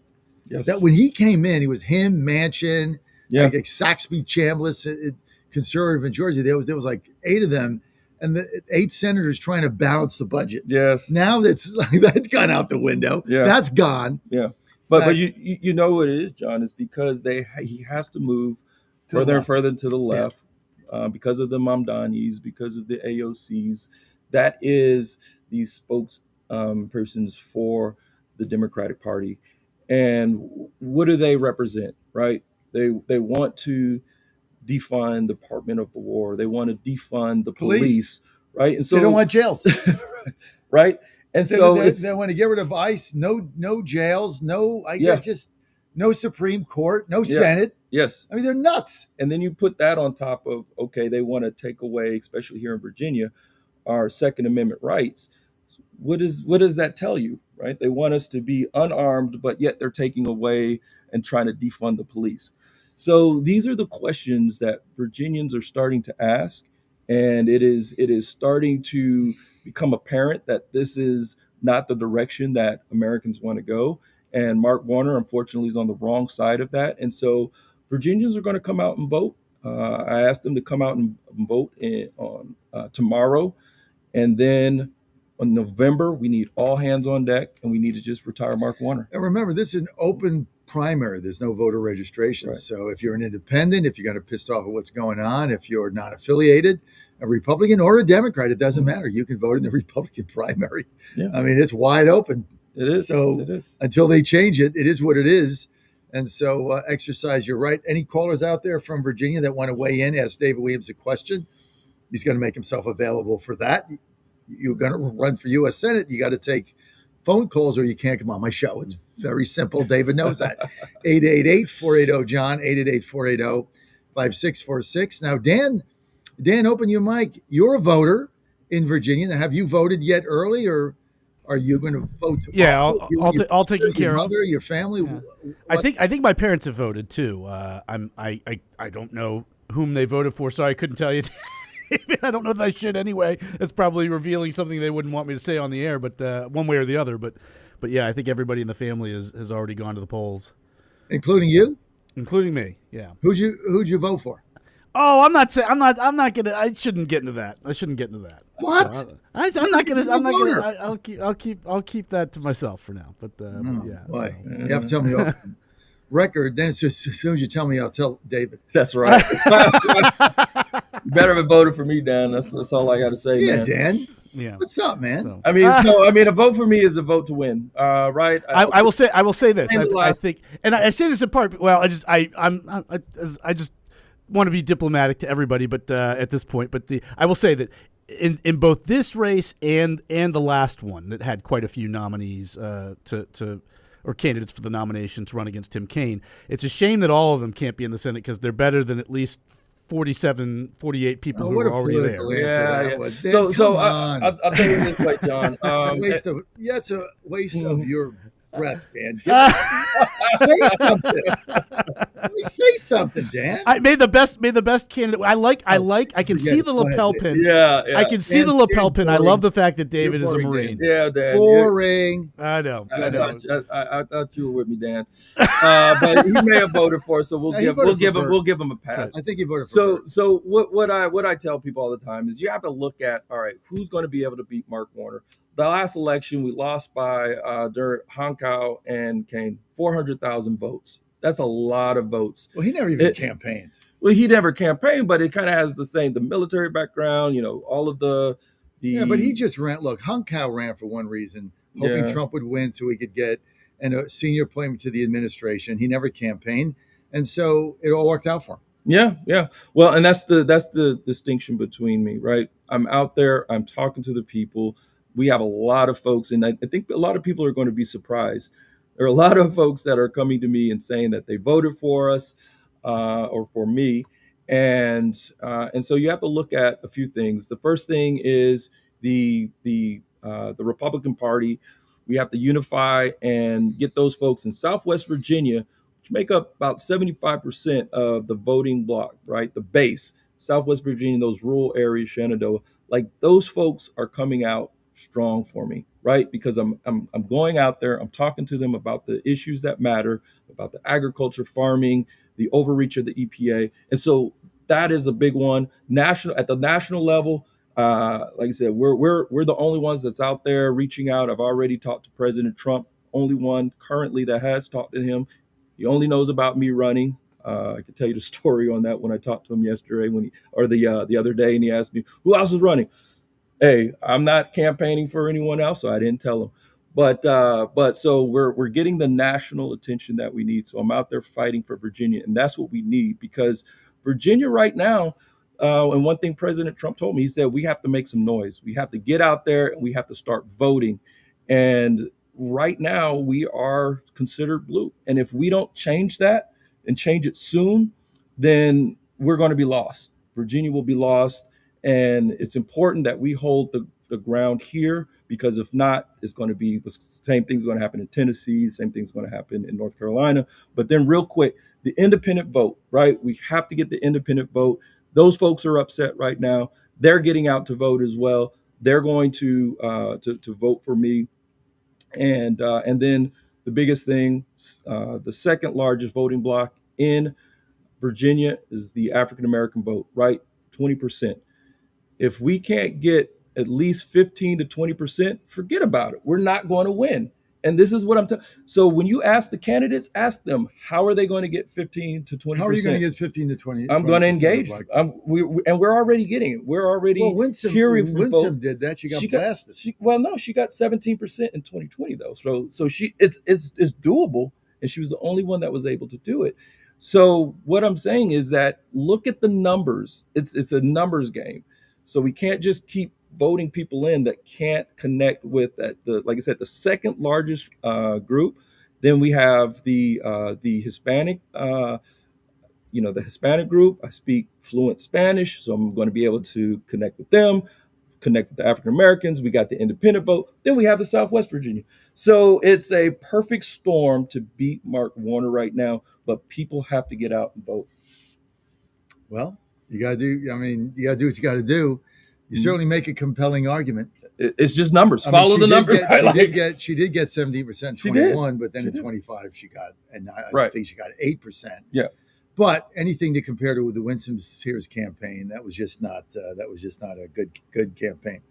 Let's get John in Virginia. John, go. You're live. Morning, John. Hey, I appreciate your show. I just calling in because I don't understand why all these people don't speak up against these Republicans that are in the positions already. Speak up against these things. That you can't. They should be able to tell those other guys, the Democrats, that they can't do these things. It's against the Constitution. It's illegal. You can't come and take my rights just because you can vote against me. Mm-hmm. Why don't you ever hear them saying things like that? They don't. They just, like you say, they're spineless or something. That's kind of what I was thinking. John, are you going to be voting in the Republican senatorial primary in Virginia? Yeah, I'm 78 years old. I've voted in every election since I was 18. You gonna vote for David Williams or Bert Mazawa? Well, I just heard about Williams from your show. I didn't know he was. Is he running against the Senate, right? Yes, or in the Senate U.S. Senate Warner. primary tomorrow. He wants to run against Mark Warner, but he's got to win the primary to be the nominee. John.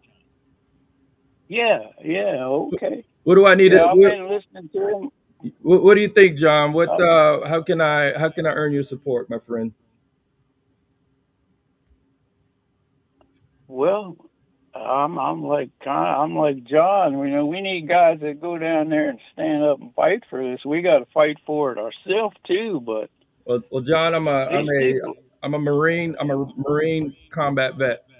So I fought for yeah, my country, so I'm going to fight for you, my friend. So you're right. That's what we need. We need people that will actually fight. That will just stop talking about it and do it. You know, and support our president as he is holding the line, and unfortunately, a number of the Republicans aren't holding his back and helping him. And so You got that we're right. gonna change that, my friend. All right, John. David Williams wants your vote, and you're going to have to vote tomorrow. John's 78 years old, a young 78, Johnny in Virginia. Thank you, John, for the call. Teresa in Northern Virginia. Teresa, you're live. Hi, David. Hi, Teresa. John. And I was just wondering, I live here in the Northern Virginia area, Fairfax County. Mm-hmm. It's always been known, and I also work elections, and turnout has been incredibly low for where I am in the Northern Virginia area. And I was wondering, David, what is your message for the Northern Virginians? Yeah. Apparently, in Fairfax County, we always come in last. After the whole state is called, we're always waiting for Northern Virginia. Mm-hmm. I've attended a few meetings and of you and the other candidates, and I just want to know, how do you plan to get? We're normally 70-30 here, 70 Democrat, 30% Republican. Mm-hmm. How do you plan to get the vote out, if elected, of us in the federal government in Northern Virginia? Yeah, so that's a great question, Teresa. And so once again, I was in the federal government, and one of the really frustrating things is, I remember it clearly, is when Mark Warner voted to shut down the government 13 times, historically long, right? At that time, I had to look Marines in the face and let them know that they weren't going to be able to get paid, and try to figure out how they were going to pay their rent. And for me, you don't mess with my Marines. And so that was a huge mistake. And I think that was a big issue that is going to come back and bite Mark Warner, because most of his constituents are contractors, they're federal employees, and military. We have many military bases in Virginia, and those folks were affected, right? Their finances were affected. And oh, by the way, Mark Warner continued to get paid. He was getting paid. I think they even went on a recess in there somewhere. And so these things, and I talked to many of my colleagues and friends, and they were really upset about that. And so I truly believe that that's going to come back. That is the message. It's almost like an abusive relationship. We're just so used to shutting down the government when the Democrats don't get their way, and it's almost like we're already in the government looking, okay, there's going to be a CR, all right, who's going to get laid off, who's going to go home.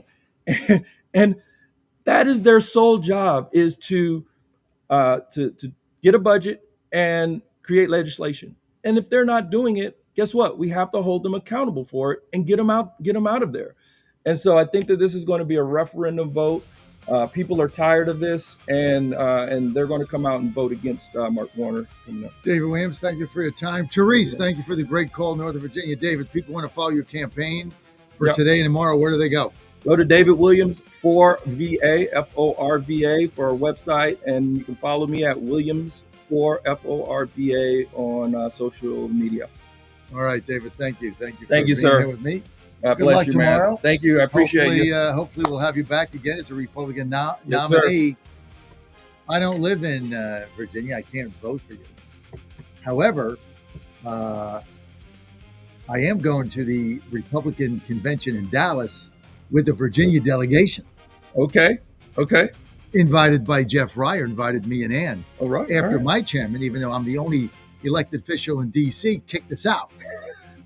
Thanks, Patrick Mara, for kicking us out. That sounds like an endorsement. Yeah. Right. Patrick Mara. I love it. Nice guy. Kicked us out because actually, like David, we want to do something. Yes. If you want to do something, they kick you out. That's right. It's funny how that happens. It's amazing what's going on in the Republican Party. Hey, get out Virginia and vote. David Williams, a good guy. We'll have Bert on at 8:30. We're going to ask Bert some of the same questions. But unlike David, who came up to D.C. to be here live, Bert's going to do video. Just saying. David came live. Bert's doing video. I don't know if it matters, but David's here. You know? And I'm going to keep on showing up. What was it that Lou Holtz said, right? 90% of success is showing up. That's right. Thanks for being here with us. Thanks, John. I appreciate you. Okay, my doctor's coming up next. Boy, Dr. Kelly Victory. Keep it right here. Ponder this. All of God's children, you and I, have been created in God's own image.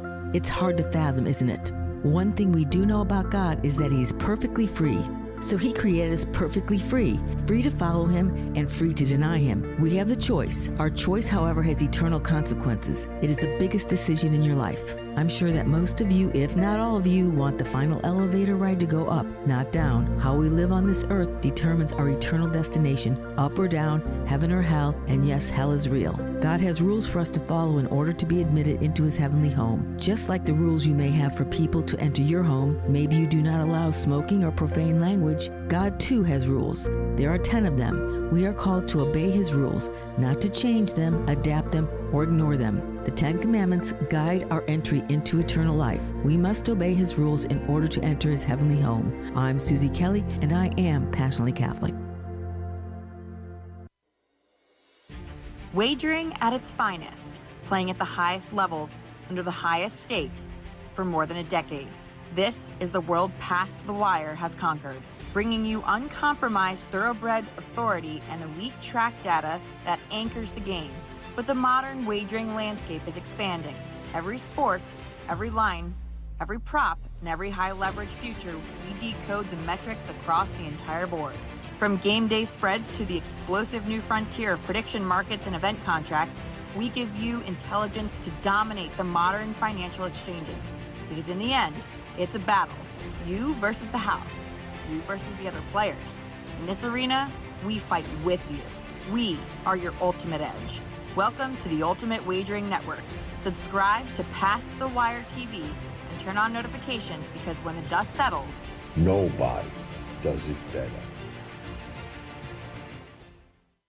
Everybody's talking about weight loss injections because the results are so dramatic. They work by lowering blood sugar and reducing appetite. So, what if you're looking to lose weight but not interested in painful weekly injections, especially when you hear about some of those intense side effects? That's why doctors created a weight loss supplement called Lean, and the results are remarkable.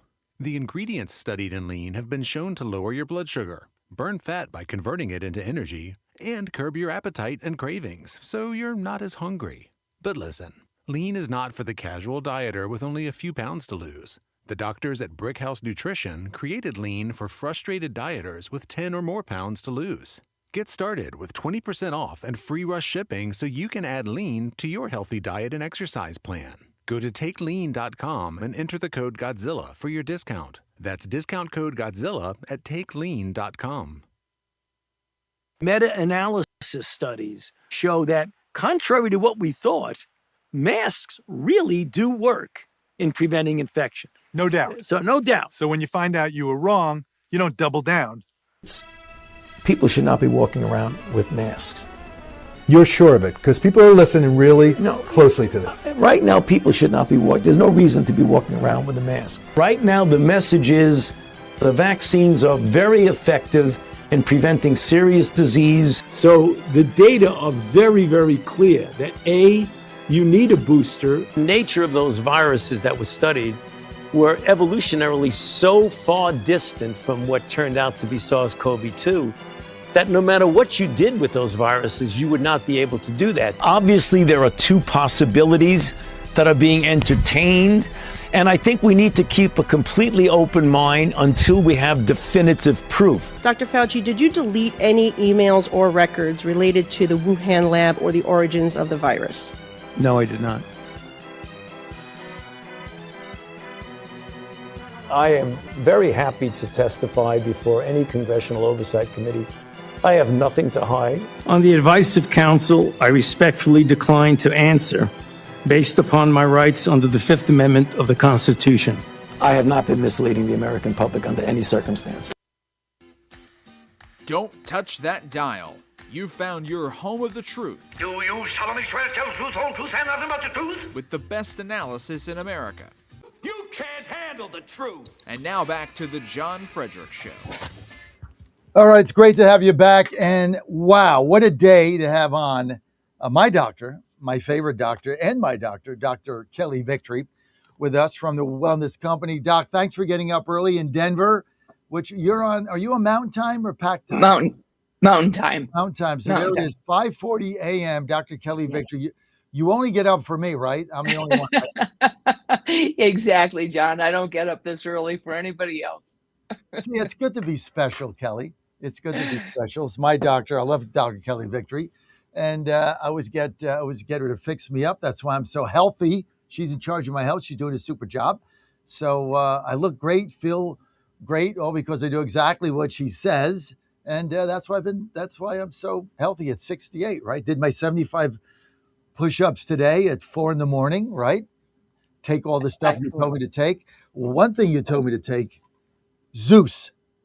Best thing I do. I take a lot of your stuff, but I know this isn't even on the schedule, but I got to give a shout out to it, because what Zeus is for guys, it is a natural testosterone supplement. As you get older, your testosterone starts draining out. Can't do anything about it. Now, I don't want synthetic injections, not my thing. And so I talked to Kelly about it. I had some issues, and she's like, hey, you need to take back. The time was called Mars. It's going to take you about 6 months, get your testosterone level up. Then Pete Hegseth comes out and says, guys are suffering from a testosterone drain. And I'm like, just get him Zeus. You have to give him shots, because I've been on it now for 9 months. I take 2 a day, among other things I take. And my testosterone level has gone up. It was like just on the borderline of, where you got to get an injection. And now it's gone up over that after 6 months when I went and did my blood test. So this is one of the best things out there that the Wellness Company has for men. If you're 40 or over, check this out. Go to twc.health, twc.health/Godzilla. You're going to get 10% off. Promo code Godzilla. Do it now. And it takes it's not overnight. It's going to take you 6 months to get there, but 6 months will come and go, and then you're there. And then you just can continue as maintenance like I have. As soon as I get up, the first 2 things I take, and Dr. Kelly recommended it. So, doctor, another great thing you did for me and my family. Thank you. Well, I'm glad you're taking it. Testosterone is so important for men. It's important not only to maintain lean body mass, but also to reduce brain fog, to help with your libido, helps with so many things, critical for bone health. And as you said, testosterone levels just naturally start to drop after the age of 40, quite precipitously. So doing a supplement like Zeus is really important for almost every man. Dr. Victory, before we get to some of the stuff you wanted to talk about today, you and I go back a long time. You were on the front lines of this COVID debacle that we had. Listening to Fauci take the fifth, listening to the interview that was done yesterday on CNN by RFK, I know you've seen that, where he completely eviscerated Dana Bash and the fake news at CNN. You were right about everything from the beginning. I mean, do you feel vindicated now? Absolutely, and I take no joy, unfortunately, in being vindicated, John. But I was right. I called it from day one. Everything from the fraud about masks, the made-up concept of social distancing, the unnecessary element of lockdown, particularly for children who we knew were at such a de minimis risk from COVID as to be fundamentally zero, and then on to the horrible side effects that we knew we would see from the mRNA shots. Yes, I was right. And I find it absolutely appalling that Anthony Fauci refuses to answer the questions that the American public deserves to know. He clearly has lied. He perjured himself over and over again. That's very clear. And now, because of this quote diary that we have, which is more a journal that he kept on a government computer. This isn't some private diary that he was keeping. He was journaling his experience, his personal experience, while the rest of us were suffering. He was enjoying all of the benefits of being in the limelight, of having, the hoi polloi taking him out to dinner and fawning over him, while he day after day after day lied to government officials, lied to President Trump, and most importantly, lied to the American people. He is responsible for leaving a smoldering crater where our economy used to be. He destroyed the lives and livelihoods of millions of people, and he was personally responsible for the illness and deaths of millions of people as well. That's unconscionable. There were people who died alone without the companionship of their loved ones in their final hours. There were people who were put on ventilators and given remdesivir instead of the safe, readily available, well-tolerated medications like hydroxychloroquine, ivermectin, and steroids that those of us who were treating patients on the front line knew were effective. So yes, Anthony Fauci, he may not be held accountable in this life, John. He will ultimately be held accountable in his next life in front of God. And I do hope that people like Rand Paul, Bobby Kennedy, Ron Johnson will continue to expose just how evil Anthony Fauci and the people he was working with were to have foisted this debacle on not just Americans, on the entire planet. Dr. Fredericks, what did you think of Robert F. Kennedy's appearance on CNN the other day? Well, he was 100% correct in decimating, eviscerating, as you said, Dana Bash. She is parroting things. She is parroting the talking points that were handed to the entire mainstream media. Let's face it, none of what happened during COVID, John, could have happened had it not been for the complicity of the media. People like Dana Bash and many, many others, by the way, who marched out every day and not only shamed, ridiculed, and derided people who had an alternative theory or people who questioned the orthodoxy, people who questioned the narrative on everything from the source of the virus to the rationale for lockdowns to the safety of the vaccines. And you have someone like Dana Bash who says over and over again, multiple studies show, but she can't show you the studies. She can't cite the studies because she's never read them. She has no idea. She simply repeats the talking point. Studies show. And Bobby Kennedy is not someone you want to go toe-to-toe with on that if you don't know the studies, because Bobby does know them. Bobby knows the reality. He knows that not a single vaccine on the childhood vaccine schedule ever went through a truly randomized control trial with a placebo. Bobby knows that, and Dana Bash doesn't, and she looked like a fool. He made a fool out of her, and we need to do it over and over again, push back on the media, because as I said, without the complicity of the media, and unfortunately, without the complicity of many in my profession, meaning, healthcare professionals, we would never have had this happen, and it will happen again if we don't expose them for what they are. You think about that time period, and it all makes us think back about the censorship, and every time we tried to give another opinion or get another opinion on the air, we were censored, we were blackmailed, we were blocked, we were thrown off of platforms, we were shunned, and this was just a government weaponized mandate, and in order for everybody to sing off the same hymnal and just believe whatever nonsense they fed us without question. And I remember having you on and early on and Dr. Peter McCullough and back in the day. And I mean, every time I had you guys on, I got banned from everything. You couldn't put it up. You couldn't put it up on anything.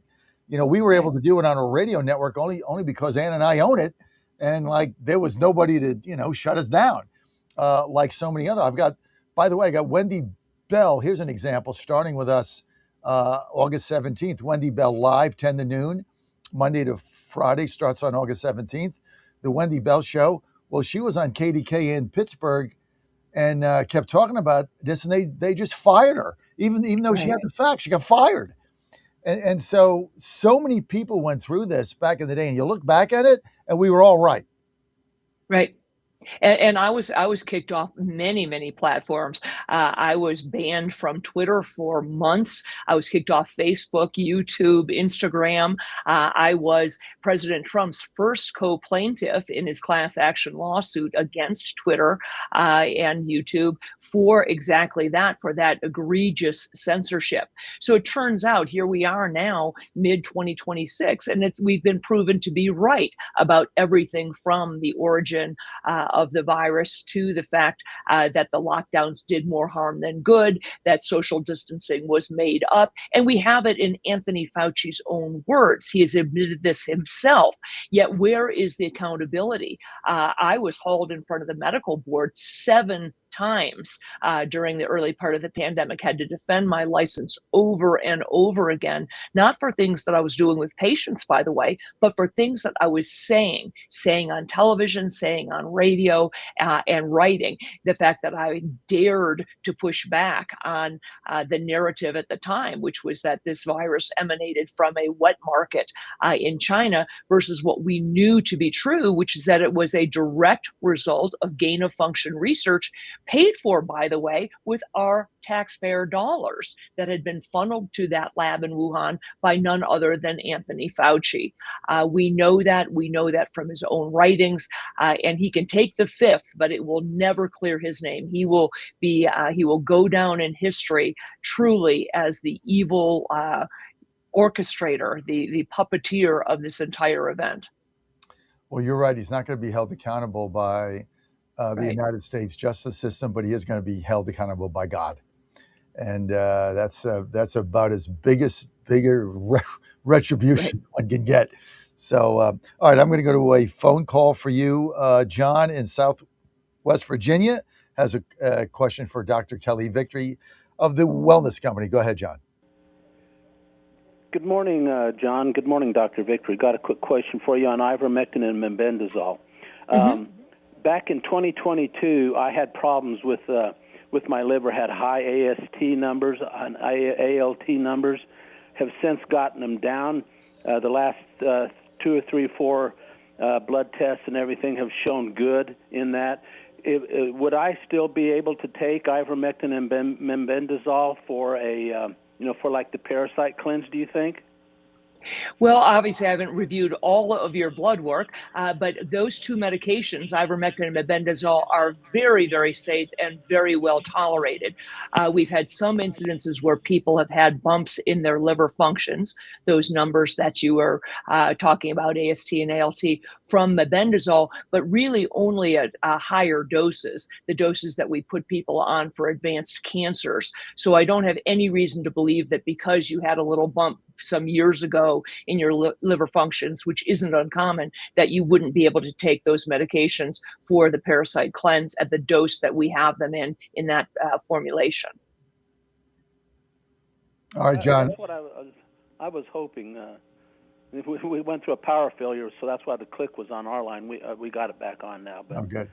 I appreciate you taking time for my call. I find that the wellness company doctors, when I see them on the internet, I find them extremely informative and very forthcoming on their information. I really You're the best. Thank you.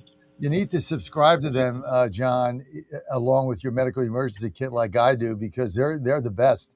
And of course, I live in D.C., so you have to have your primary care doctor if something happens, do a blood test or whatever. But I don't do anything without calling up Dr. Victory. Like I get her second. Even my son had mono playing baseball. He got the medical thing from the college that he's got to go through the protocol, but we didn't do anything until we got Kelly to review it and look at it. And, she has no authority over it, but, you got to get a second opinion. And I remember what she said. We did exactly it. And now he's better than ever. So thank you for that. Kelly, we've got this parasite going on. It keeps spreading. We don't know how it got into the lettuce, first at Taco Bell, now it's in other lettuce.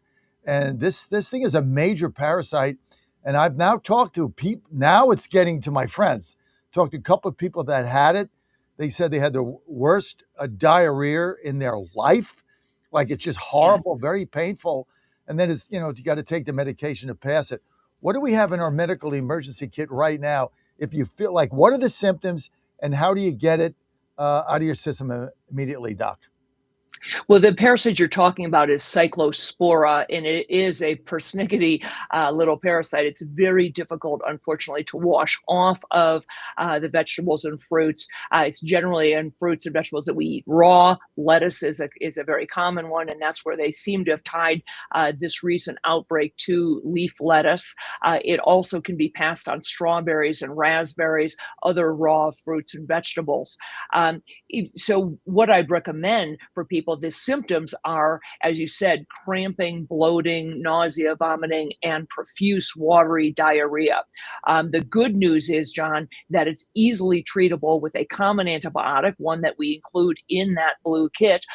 Goes by the brand name of Septra or Bactrim. It's trimethoprim sulfa. It's a sulfur antibiotic taken twice a day for 7 days. Absolutely will wipe out Cyclospora. So that's the good news. Should you come down with those symptoms, cramping, watery, explosive diarrhea, I would waste no time in treating this. If untreated, many people will clear it on their own, but it can go on for weeks or months if it's not treated with an antibiotic. And so I would not waste any time, given how vast and widespread this outbreak is. It's over multiple states now. Some thousands of people have come down with it, and it doesn't look like the government yet has a handle on exactly where it's coming from. They initially tied it to lettuce coming from Taylor Farms out of Mexico, but then they retracted that and said, well, we're not so sure. It's a difficult parasite to pin down in terms of where it's actually coming from. The testing is not great. So the best thing you can do is have a medical kit, have those antibiotics in hand. The last thing you want to do when you've got explosive diarrhea and abdominal cramping is have to go to your doctor or to an urgent care, or God forbid, sit in the waiting room at an emergency, at a hospital in an emergency room. So having the antibiotics ready on hand in your possession is exactly the right plan. This is the beauty of this, folks. It's there when you need it. And if you don't have it and you need it, it takes a week to get it. That doesn't make any sense. Go get it now, like we do. Like we travel to a wedding this weekend. The first thing I pack is my emergency medical kit. First thing I take, because I don't know what's going to happen to us. Right. The main thing is, all you have to do is get it now, so then you have it. And if this parasite takes hold, I mean, look, we were driving back yesterday, I think, and we stopped at McDonald's because, we're in a hurry on the whatever interstate we were on going back to D.C. And, I got one of those chicken wrap things that's probably unhealthy, but it had lettuce in it. And I'm thinking to myself, I don't know what's in this lettuce. So I've got my medical emergency kit.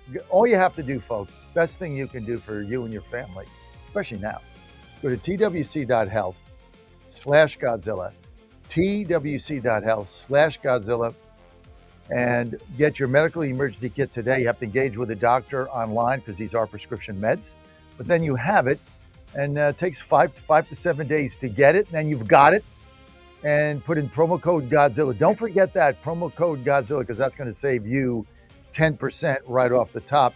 When you're there, this is what Ann said the other day. She said, I was on it because I had to replenish with something. And she said, I didn't realize how many vitamins they have that are better than what you get in GNC. They had a whole vitamin line that we take. We take vitamin E, we take vitamin D, we take vitamin C. And she said they got a whole vitamin line that's better than what you get at the CVS.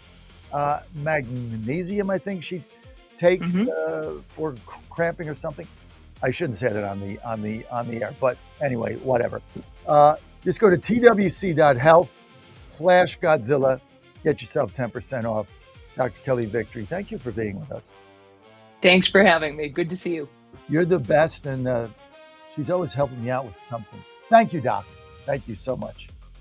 We're going to be right back. We got John McGuire coming up. We've got Bert Mizzow at the bottom of the hour. We got Steve Stern, all right here on the John Fredericks Media Network, trucking the truth across America. Because a lot of times they'll say that to me, and then they'll go out and say, "We don't know what he's talking about." Obviously, they don't want to be attacked. And they knew the extent of the attack because they saw it for me. Mr. Trump says fresh talks with Iran are planned for today. Iran's rhetoric remains defiant. Tehran continues insisting on continuing the Strait of Hormuz. The president's $1.8 billion anti-weaponization fund has been formally terminated by Acting Attorney General Todd Blanche. Move follows weeks of negotiations with 2 Republican senators who have been blocking his attorney general nomination. There is nothing yet on a motive for a deadly attack over the weekend at an Idaho fast food restaurant. 2 people killed, 7 others wounded in the mass shooting at the In-N-Out Burger. Detectives say a 24-year-old named Chad Williams started shooting with a rifle at the fast food restaurant and then killed himself. Twin Falls Police Chief Matthew Hicks thanking the 2 people who jumped in to save lives. We can confirm that there was an off-duty state trooper and a citizen who actively engaged the suspect by returning fire towards him. We want to take a moment and commend the actions of the off-duty officer and this citizen and their heroic action to stop this incident. Laura Winters reporting. Spokane, Washington is ground zero for several wildfires that destroyed homes, forcing thousands to evacuate. 600 structures have been burned. 60,000 people have evacuated. The Dow futures up 549 points. More on these stories at townhall.com. The following is a real-life story from Trinity Debt Management. When I was feeling the stress of too much credit card debt, I looked at 2 different options, debt settlement and debt management. They may sound the same, but guess what? They're not. Debt settlement seemed like a quick fix, but I found out it would destroy my credit, create tax headaches, and hit me with huge fees. They actually told me to stop paying my bills. No way, not me. Then I turned to a debt management plan developed by the team at Trinity. They worked with my creditors, lowered my payments, reduced my interest, saved me thousands, and paid off my debt. And Trinity is a Christian company, which is important to me. If credit card debt has you down, call Trinity at 1-800-990-6976. My name is Heather. Please forget debt settlement and remember Trinity Debt Management. 1-800-990-6976. Russian planes have dropped 8 powerful glide bombs on a city in southern Ukraine, killing 1 person, wounding dozens. Last evening's attack damaged 22 apartment buildings in Zaporizhia. Russia has used these Soviet-era bombs, retrofitted with guidance systems, to target Ukrainian cities since the invasion began more than 4 years ago. Ukrainian President Zelensky has urged other countries to send more U.S.-made Patriot air defense systems. Meanwhile, Ukrainian drones have struck a major warehouse belonging to Russia's version of online retailing giant Amazon. Myanmar's military government says detained former leader Aung San Suu Kyi has met with the International Committee of the Red Cross's representative in the capital today. It is a rare moment of contact with the outside world. The announcement includes 2 photographs showing Aung San Suu Kyi shaking hands with the ICRC's representative to Myanmar. News and analysis at townhall.com. Who should get to choose state Supreme Court justices? Kansas voters will be deciding Tuesday on a constitutional amendment to either let voters pick the state Supreme Court justices or have the governor appoint them. Governor Laura Kelly is a term-limited Democrat, and she opposes the measure, saying Gerrymandering and dark money have put the legislature out of step with the state. If the amendment passes, supporters are hoping to elect at least 4 conservative anti-abortion justices to the 7-member court by 2033. Republicans actually have a long list of Kansas court rulings they question. I'm Donna Warder. Key senators have unveiled a short-term spending bill to avoid a government shutdown during the middle of campaign season. The bill would keep federal agencies funded past the midterm elections, those agencies to be funded through the 11th of December. More on these stories, townhall.com. The Trump administration has brought positive changes when it comes to fixing our broken healthcare system. If we really want to make America healthy again, well, that starts at home. And that's where the Wellness Company comes in. You see and hear from the Wellness Company doctors all the time, and you know their products are the gold standard for keeping you and your family safe and healthy, giving you the opportunity to make sure you're prepared for whatever happens with their prescription medical kits. Additionally, the Wellness Company offers a variety of products, from parasite cleanses to methylene blue to weight loss and so much more. Make America healthy again starts at home. Do your part and protect the health of you and your family. Live a healthier, longer, and more satisfying life. Go to twc.health/Godzilla and order. That's twc.health/Godzilla. Use promo code Godzilla to save 10% today. At the end of the day, I don't care. That's Andy Ogles. I'm an economist, former member of law enforcement. I work for you traffic. After lying about his resume. I don't recall ever saying I had an economic degree. The local sheriff said Ogles lied about his work in child sex trafficking, and his phone was even seized by the FBI, and he's still under investigation. After all the lying, what's Andy's message to Tennessee families? Hey, I don't care. Paid for by Invest in Tomorrow Coalition PAC. Not authorized by any candidate or candidates committee. Van hit folded, and he never will. Paid for by Van for Tennessee. Now more than ever, it's imperative to support companies that share our conservative values. That's why I can't be more excited to tell you that I've switched my family to Patriot Mobile. Patriot Mobile is America's only Christian conservative wireless provider. When you switch to Patriot Mobile, you shift your support away from the leftist, woke, progressive agendas of Big Mobile. Patriot Mobile's wireless service works perfectly and seamlessly as you go about your lives with exceptional nationwide coverage that uses the same towers the main carriers use. Patriot Mobile donates a portion of every dollar earned to causes you care about, to organizations that fight for religious freedom, First and Second Amendments, sanctity of life, and the needs of veterans and first responders. Patriot Mobile has plans to fit any budget, along with great discounts for our veterans and first responder heroes, as well as multi-line users. Switching is easy. Just go to patriotmobile.com/Godzilla or call their U.S.-based customer service team, 972-PATRIOT. That's 972-728-7468. Use offer code Godzilla for free activation. Washington is wasting $500 million every year on a federal supervision system that doesn't work. Probation officers are overwhelmed. Resources are going to people who pose zero threat, while actual dangerous individuals slip through the cracks. The Safer Supervision Act stops the waste and refocuses every dollar on protecting families from harm. President Trump's own pollster found about 80% of Trump voters want this fixed. It's time for Congress to get this done. Stop the waste. Protect our communities. Visit safersupervision.com. Paid for by the Reform Action Fund.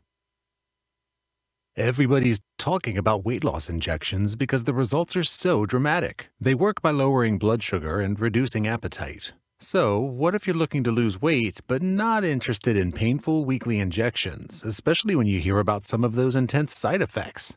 That's why doctors created a weight loss supplement called Lean, and the results are remarkable. Hi, it's Tina with the John Fredericks Media Network, and I actually started taking Lean myself last week, and I'm already down 2 pounds. What I've noticed most is my appetite and sugar cravings. I'm usually hit with the munchies around 4 o'clock, so I started taking Lean just a little bit later in the morning, and I can really tell a difference when my normal snacking hour rolls around. Also, I play a lot of pickleball, and since taking Lean, I feel like I have so much more energy. Trying to lose weight at 55 has been incredibly frustrating, so my personal goal is to lose 20 pounds by the end of the year. And there's another reason why I'm serious about this. My last 2 blood sugar reports weren't where I wanted them to be. With the help of Lean, I'm working on my diet, exercise, and weight because I want a much better health report when I see my doctor again. And I'd really like to avoid hearing him say, "You should be on metformin." The ingredients studied in lean have been shown to lower your blood sugar, burn fat by converting it into energy, and curb your appetite and cravings, so you're not as hungry. But listen, lean is not for the casual dieter with only a few pounds to lose. The doctors at Brickhouse Nutrition created lean for frustrated dieters with 10 or more pounds to lose. Get started with 20% off and free rush shipping so you can add lean to your healthy diet and exercise plan. Go to takelean.com and enter the code Godzilla for your discount. That's discount code Godzilla at takelean.com. Live from the studios of the John Fredericks Media Network, it's The John Fredericks Show. Grab yourself a cup of 1775 coffee, sit back, and get ready for the best 4 hours of talk in the universe. To be part of the show, just call our toll-free number, 888-480-5646. And now, here's the Godzilla of Truth, the Oracle of the Deplorables, the man Jack Nicholson knows can handle the truth, John Fredericks. Great to have you back on the John Fredericks Media Network and all the John Fredericks radio apps. I got to tell you, Joe's getting back to go to campus August 10th, and we got this huge order from MyPillow that Ann got him all the stuff. We got pillows, we got bed sheets, we got Giza sheets, we got him new slippers, we got him socks, we got his thing came in a crate. I don't know what she bought. We got him a comforter. I'm like, well, he already had that stuff. Well, he went from this size bed to that size bed and whatever. He's got a new apartment. And so we saved all this money, and it's inflation buster. She said, I probably saved, $300 or $400 just by going to MyPillow. I got free shipping. I would take advantage of it. He got the sheets. He got the pillows. He got the pillowcases. He got the comforter. He got a blanket. He got it all. He got socks. Got it all just by going to MyPillow.com, putting in promo code Godzilla. Got all the great savings, and he got free shipping, and, got it right there. We're loading up in the car, and he's gone. See ya, Thanksgiving. It's basically the way it works with a ball player. So, but by the way, MyPillow is fantastic. I mean, what Mike Lindell has done, and he's probably going to win the gubernatorial primary in Minnesota for the Republicans, which is kind of fun. So we look forward to that. But just the stuff that he has there. I mean, I look at our house. Everything is MyPillow. Now all my son's stuff is MyPillow. And Anna's like, you talk about inflation buster. We saved a fortune. Like she said, we saved literally hundreds of dollars in being able to do this. And it all comes to your door, and it's good. And they got so many great specials right now. But, the comforter, the Giza sheets, you slip into them at night like I do. I go to bed before everybody else does. It's just me. And, I go to bed, and then in plops Sammy, the cat, plops down, right, waiting for mom to come. If she's watching TV or something. I plop down there 8:30, man. I get in them Giza sheets. I'm out I got my pillow. I don't think I'm there 30 seconds to a minute. I'm out. It is that comfortable. And you got the cat there, ready to go, ready to go to bed too. So it's just, MyPillow was fantastic. His products are great. Free shipping, all the savings. He's got half the stuff. He's got the biggest sale going on ever. You got your kids, grandkids going back to school. They need something. So get them this. This is so cool. All you have to do, it's so easy, is go to MyPillow.com, promo code Godzilla, MyPillow.com, promo code Godzilla, and you're good to go. Just got back last night from a wedding. My oldest first cousin, Ken, his oldest son, Edgar, got married. Edgar Wayback got married to Haley Watkins, and just a beautiful ceremony. We had such a good time.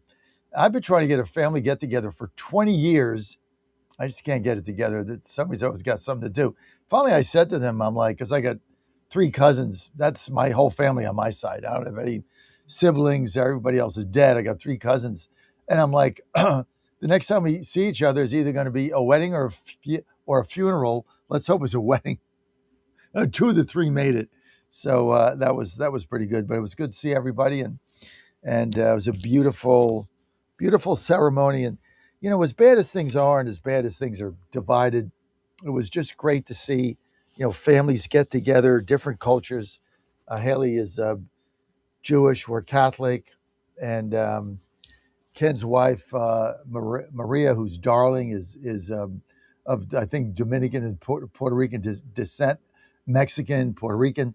So it was just fabulous to see all these cultures, come together for a couple. So it was just fabulous. And these are the things you need in life to inspire you, because we got so much division going on. We talked a little about earlier about the end of the WNBA. The WNBA is done.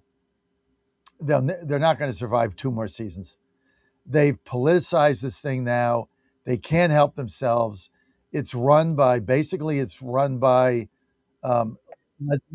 I mean, that's basically it. That's who's running the league. And they don't like heterosexuals, and they don't want them to be the face of the league. And it's turned into a joke. And the way they're beating up some of these, Caitlin Clark and Sophie, they just beat them up on the floor, and they don't get fouls called. I mean, the thing is a joke. And I don't know why anybody would ever go to one of these games. I was asking Ann, like, I can't remember the last time I actually sat down and watched a WNBA game, the whole game. I mean, maybe the first or second game that Caitlin Clark was there, maybe with the Fever. But, like, I could give a rat's ass. I mean, I don't watch it. I don't bet it. I don't watch it. Who cares? I think got all this crap going on, and it's all politics. I told you 100 times, I do sports to get rid of politics, not to get more of it. I have it all week. We got home from the wedding. We put ESPN on, see who got traded. Coming home in a car, I put the Astros game on. Astros Rangers fight for first place. I don't want politics. I got that all week. I had it the weekend during the wedding. I had it. I don't want to deal with it. I want to see baseball, football, basketball. The last thing I want to do is see these clowns in the WNBA. Here's this crackpot coach in Minnesota, having a shirt on about trans kids in the middle of a game. Like, what are you doing? Just go away. Cut 5. Now she's pontificating about trans kids. I would like to see men get on a team against her girls at the Lynx and see how that goes for her. Cut 5. Roll it. Is the powerhouse. So just watching her play and how Sophie plays with her. But it's interesting already getting in front of these politics that are just ripping the WNBA apart. The Minnesota Lynx head coach was weighing in on this whole trans debate. Listen. I don't think we should feel like our safe space is being threatened. That's what I enjoy about the WNBA, and I think we have to continue to safeguard that. I come from a space of inclusion, and the narrative that I think that is problematic is to suggest that, number one, that transgender athletes are the biggest problem in women's sports. And I think this is what's bothersome, is that there's a faction of people in our country that are making this a massive issue. We have some issues. Number one, we need to protect trans kids. Every kid. To me, it's a human rights issue. How about just protecting kids in general? Yeah. How about the idea that kids aren't supposed to make decisions that are going to impact the rest of their lives and take drugs that are going to make them, unable to have children one day or mutilate their bodies? How about that? Sorry, I thought that was completely insane and ridiculous. Yeah, you would think that would be the most basic thing, would be protecting kids. And the idea that Sophie Cunningham standing up for this shows both how brave and wonderful she is, but also shows how insane the entire debate is. But Laura, yesterday you spoke to Inga Thompson, who is the former Olympic cyclist, about some of these rallies, and this is what she said. The rally was wonderful. We wanted to make it about love, kindness, and caring, that you can support trans people. And at the same time, we have to be thoughtful of our next generation of Olympians. We have watched a mass. If you want to be a trans, fine. I mean, one of our extended family members now at the wedding I was with, I guess was Haley's brother, is a transitioning or something, and nice enough young person, and I wish the person the best. It's all good.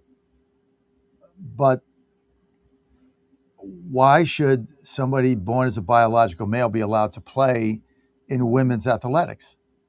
I mean, they're simply bigger and stronger. It doesn't make any sense. I mean, those that are opposed to this, like me, I mean, I spent the weekend with somebody transitioning on Haley's side that married my cousin's son. I guess it was her brother, now sister. I mean, that's their deal. I mean, that's fine. I have no issue with that, and they should be able to live the life they want. They're persons at adult. They're over 21. They choose whatever they want. As long as it's legal, it's fine. But that person shouldn't be playing volleyball against women, or soccer against women, or softball against women, or basketball against women, and really should be going into a locker room with my daughter at this point in time. Other than that, I don't think any of us have a problem with any trans person. I mean, we want them to be happy if that's the life they chose. If they choose to get a sex change, that's their, like somebody is gay. I mean, it is what it is. We're not opposed to this. The people on our side are not opposed to this. What we're opposed to is biological men playing in women's sports. If you would just drop that, no one cares. This is the irony of it. Stop forcing it upon us and live your life. I mean, there's certain things, if you make this happen, you can't do. As a trans male to a woman, you can still play in a men's league. You could go with a men's soccer team and have your hair in a bow tie and whatever one does. Who cares? Nobody has got a problem with this. It's when you try to put young girls at risk because of your political agenda. That's the problem you run into with us. When I say us, it's those of me that agree with Sophie Cunningham and agree with many others and President Trump, that biological men shouldn't be participating in women's athletics.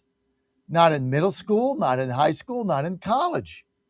They certainly shouldn't be participating in their locker room or their bathroom. When they're over 21, do what you want.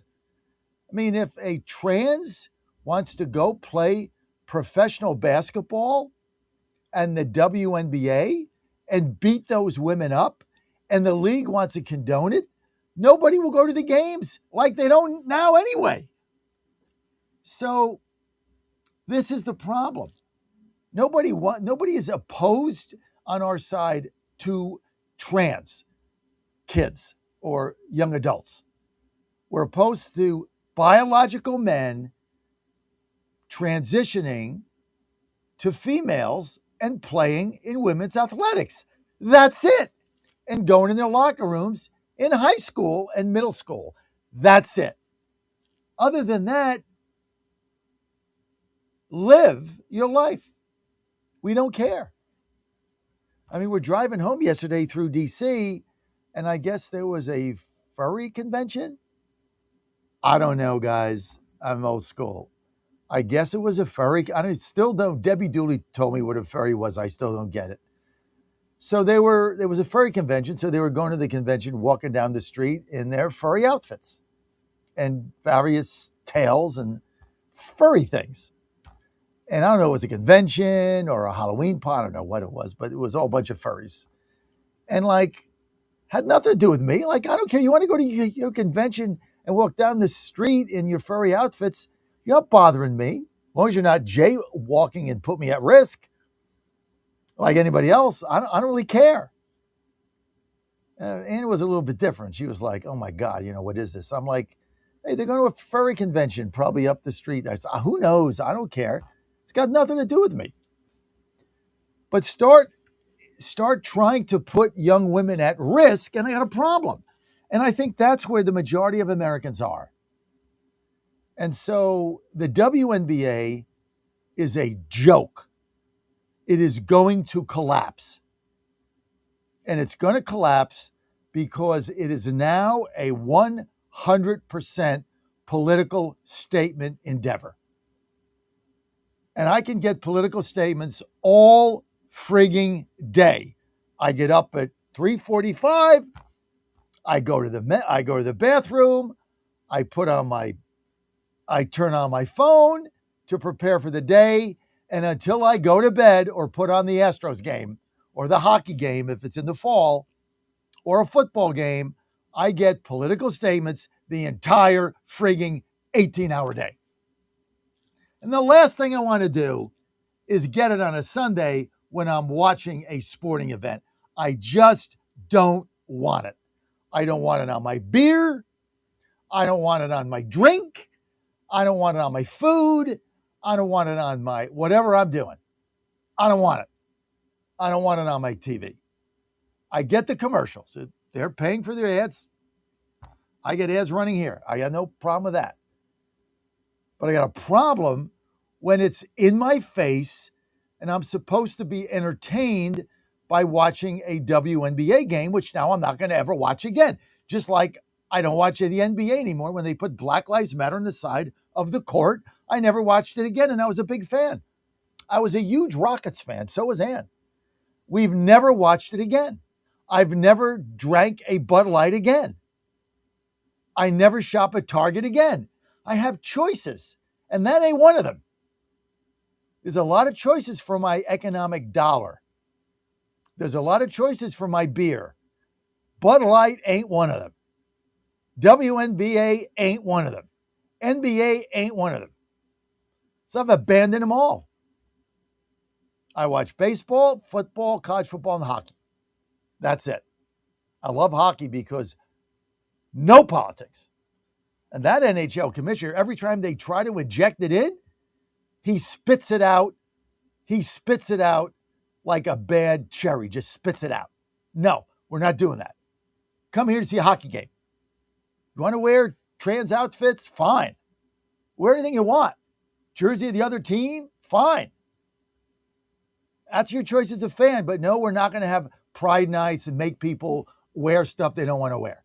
You want to wear a little, fine. But you're not going to force it. And so he kicked it out of the league. And that's why the NHL is booming. Booming. Came from nowhere to boom. Why? No politics. International sport? No politics. Salary cap. Hard. Parity. I'm now a season ticket holder to the Caps. Can't wait. Didn't follow hockey as a young man. Now I'm like major hockey fan. Bet games every night. Love betting hockey. Love betting baseball. By the way, we won 2 out of 3 last night, Dan. Dan, open up your mic. You got the call right on the Reds there. I said I was betting the Reds. It takes and what did I say back? I kind of feel bad, Dan, that I'm betting against your team, but I'm betting Cincinnati Reds today. He's like, yeah, smart bet. Yeah, real smart move. Yeah, the Turn Pirates the game are on. reeling. I turned the score on. I made a decent bet on the Reds. Normally I bet the same team, but the same amount on all teams. But once in a while, I'll increase my bet. I did it on Tampa Bay Saturday night, I think. Bet him again. Sunday got beat. I had a big bet on the Reds. Turned the game on second inning. 7-0 Reds. Yep. That's the way you want to have a best bet go. Yep. 7-0 Reds. Second inning. And you know with the Pirates bullpen, that lead is safe. We're not coming back from 7 down. Well, no, because we're going to score more runs. Yeah, the Pirates. It's as if on cue, John. As if on cue. It's like, oh, trade deadline's here. All right. Well, let's start losing. It's just. Did they trade like anybody? Did they get anybody? They got a Yankees pitcher, I think, as another reliever. And I do think they got a bat, maybe from the Orioles, I think. But yeah, but nothing big. Part of the problem, we talked about this on Godzilla Wins, so many teams are still in the hunt that all these teams may be buyers, but who's a seller? There are only but so many sellers right now. So and of course, what we were texting about all weekend was that, of course, you know who went you know where. So, I mean, the Dodgers just loading up. So, polish that trophy off for them in October. Well, I think that I think when Netanyahu went to the White House, I think he told President Trump that the LA Dodgers were 2 weeks away from getting a nuclear weapon. That's something to break up the Dodgers. My gosh, they are no superpower. They are. It's They're just nukes. They probably should have their own government. They should basically, take over half of California, just make it Dodger land, secede from the United States.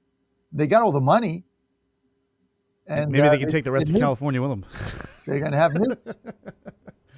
Oh my gosh, it's the ridiculous. End of baseball. You can't. It's ridiculous. It's not just sustainable. Ridiculous. It's not sustainable, Dan. Everybody knew Scuba was going to the Dodgers. Everybody knew it. I mean, it's not sustainable. It's simple as that. You cannot sustain this. There's got to be a hard salary cap. It can't be the Weasley half salary cap, half luxury tax that the NBA has. Right. It's got to be NHL style, NFL style. Here's the amount, and it can't be $1 billion, right? Because then it's a joke. It's got to be, 275, 250. That's it. And maybe there's a 24-month grandfather in. But you look at the Dodgers and say, well, their payroll is only $350 million. Only, okay, it's triple 5 other teams. But here's the other thing. They have $1.5 billion in deferred payments. So if you took the deferred payments, their salary this year, if you had no deferred payments, is $750 million. I mean, it's just a joke. They're going to destroy the game. The owners have to grow a spine. They got to not be John Thune. They got to lock this thing out. And no baseball in 27 until the players come to the table and don't get paid. It's the only way to fix this, man. No baseball. You got to fix it. But they're not. They won't have the guts to do it. And they'll have some kind of a mamby-pamby, NBA piece of crap, which is not a salary cap. Because as long as the Dodgers can spend whatever they want, they don't care what the tax is. You can double the tax. You can triple it. They don't care. They're going to continue to buy every player known to man. I mean, they paid Kyle Tucker, and look, I'm a Tucker fan, loved him with the Astros, lifetime 270 hitter, average outfield, subpar arm. They pay him $250 million. Why do they pay him that? They don't need him. So the Padres can't get him. When you're at that level, the game's done. So there's got to be a salary cap, but I'm going to tell you, Dan, the WNBA's gone. It is, I don't give this league a year. If I'm Caitlin Clark, I take Sophie and I go play basketball in Europe, or I just start my own league.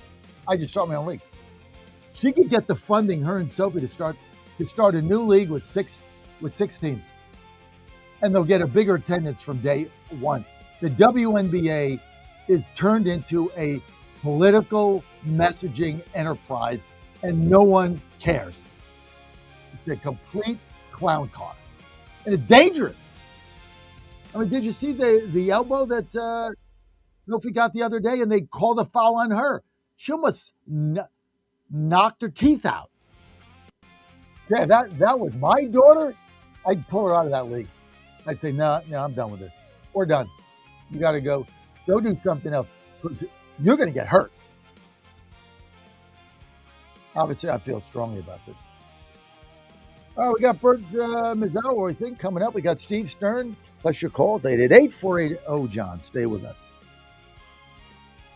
3 months, 450 minutes, all yours. Visit SAT123.com or call 855-980-5830. SAT123.com, 855-980-5830. Get surety and security with your sat phone. Call now. MyPillow's second annual mega sale is finally here. Get our patented premium MyPillows that adjust your exact individual needs to give you the best sleep of your life. When I got MyPillow, I'm asleep almost immediately. I stay asleep at night and I wake up more well-rested in the morning. I guarantee they're going to be the most comfortable pillows you'll ever own. King size only $24.98, queen size only $19.98. Giza Dream bed sheets, the best sheets in history, as low as $29.98. Luxpeer 6-piece towel sets, towels that actually dry you. What a concept. Now only $39.98. And our made in the USA mattresses and mattress toppers as low as $99.98. So go to mypillow.com or call the number on your screen. Use your promo code to take advantage of our second annual mega sale. Plus, free shipping options available when you order today. So don't delay, order now. In 2008, the amount of concentrated time people could spend on a task without becoming distracted was 12 seconds. 5 years later, it was only 8 seconds, 1 second less than a goldfish. If you're often distracted or have trouble recalling information, you're likely to fall behind in the demanding, fast-paced 21st century. In other words, brain performance is more critical now than ever. Boost your brain power with Healthy Cells Focus Plus Recall. Science-backed nootropics to help you sharpen focus, concentrate longer, enhance recall, improve mental speed, learn rapidly, and be more alert. It's a pill-free brain supplement made with maximum absorption ingestible gel technology, designed to feed your brain at the cellular level. Take it for a test drive. Go to healthycell.com and use code GODZILLA for 20% off your first order of Focus Plus Recall. That's healthycell.com, code GODZILLA for 20% off. Don't touch that dial. You found your home of the truth. Do you solemnly swear to tell the truth, whole truth, and nothing but the truth? With the best analysis in America. You can't handle the truth. And now back to the John Fredericks Show. Okay, let's get right to Bert Mizuzawa. Bert is running for U.S. Senate. That's going to be decided tomorrow. Republican primary for the nomination. Biggest opponent he's got is David Williams. David was in our studio live at the 7 o'clock hour. Bert, thanks for being with us. We've only got a couple minutes. Let's get right to it. Tell us about your race, why you're running, and why you want people to vote for you if they haven't already done so tomorrow. Well, John, the race is going very well. As you probably remember, we got in the race late, so we had a little bit of ground to make up. But after we went through and got all the signatures, we ended up getting over 19,000 signatures, more than any other candidate, more than Mark Warner. And ever since then, we've been the favorite in this race. Well,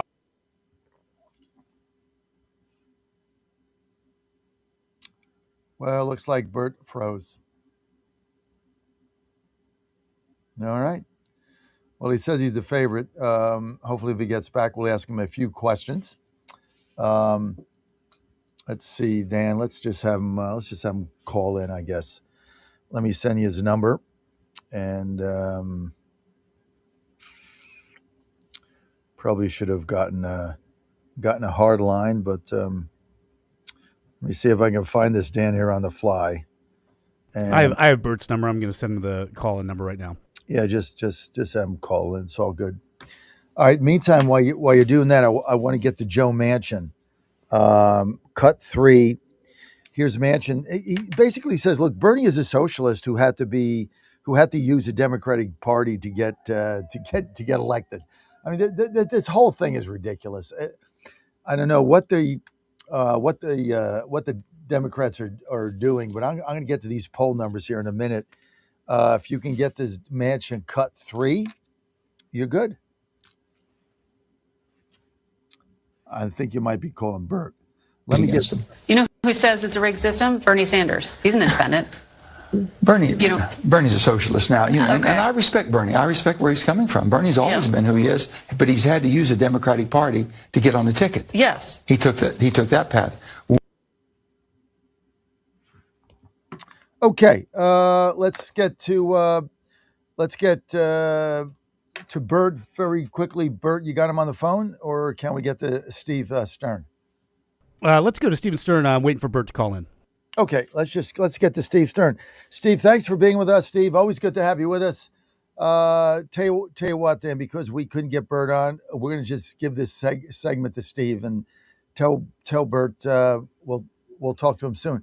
Steve, give me you've got a really big thing coming up. It's really big, Steve. Steve Stern, it's really big. Tell us what you got going on. So tomorrow, 1 o'clock Eastern time, all the way to 4:30, we have one of the largest election security precinct project calls. Now, you started us with precinct strategy, along with many other people.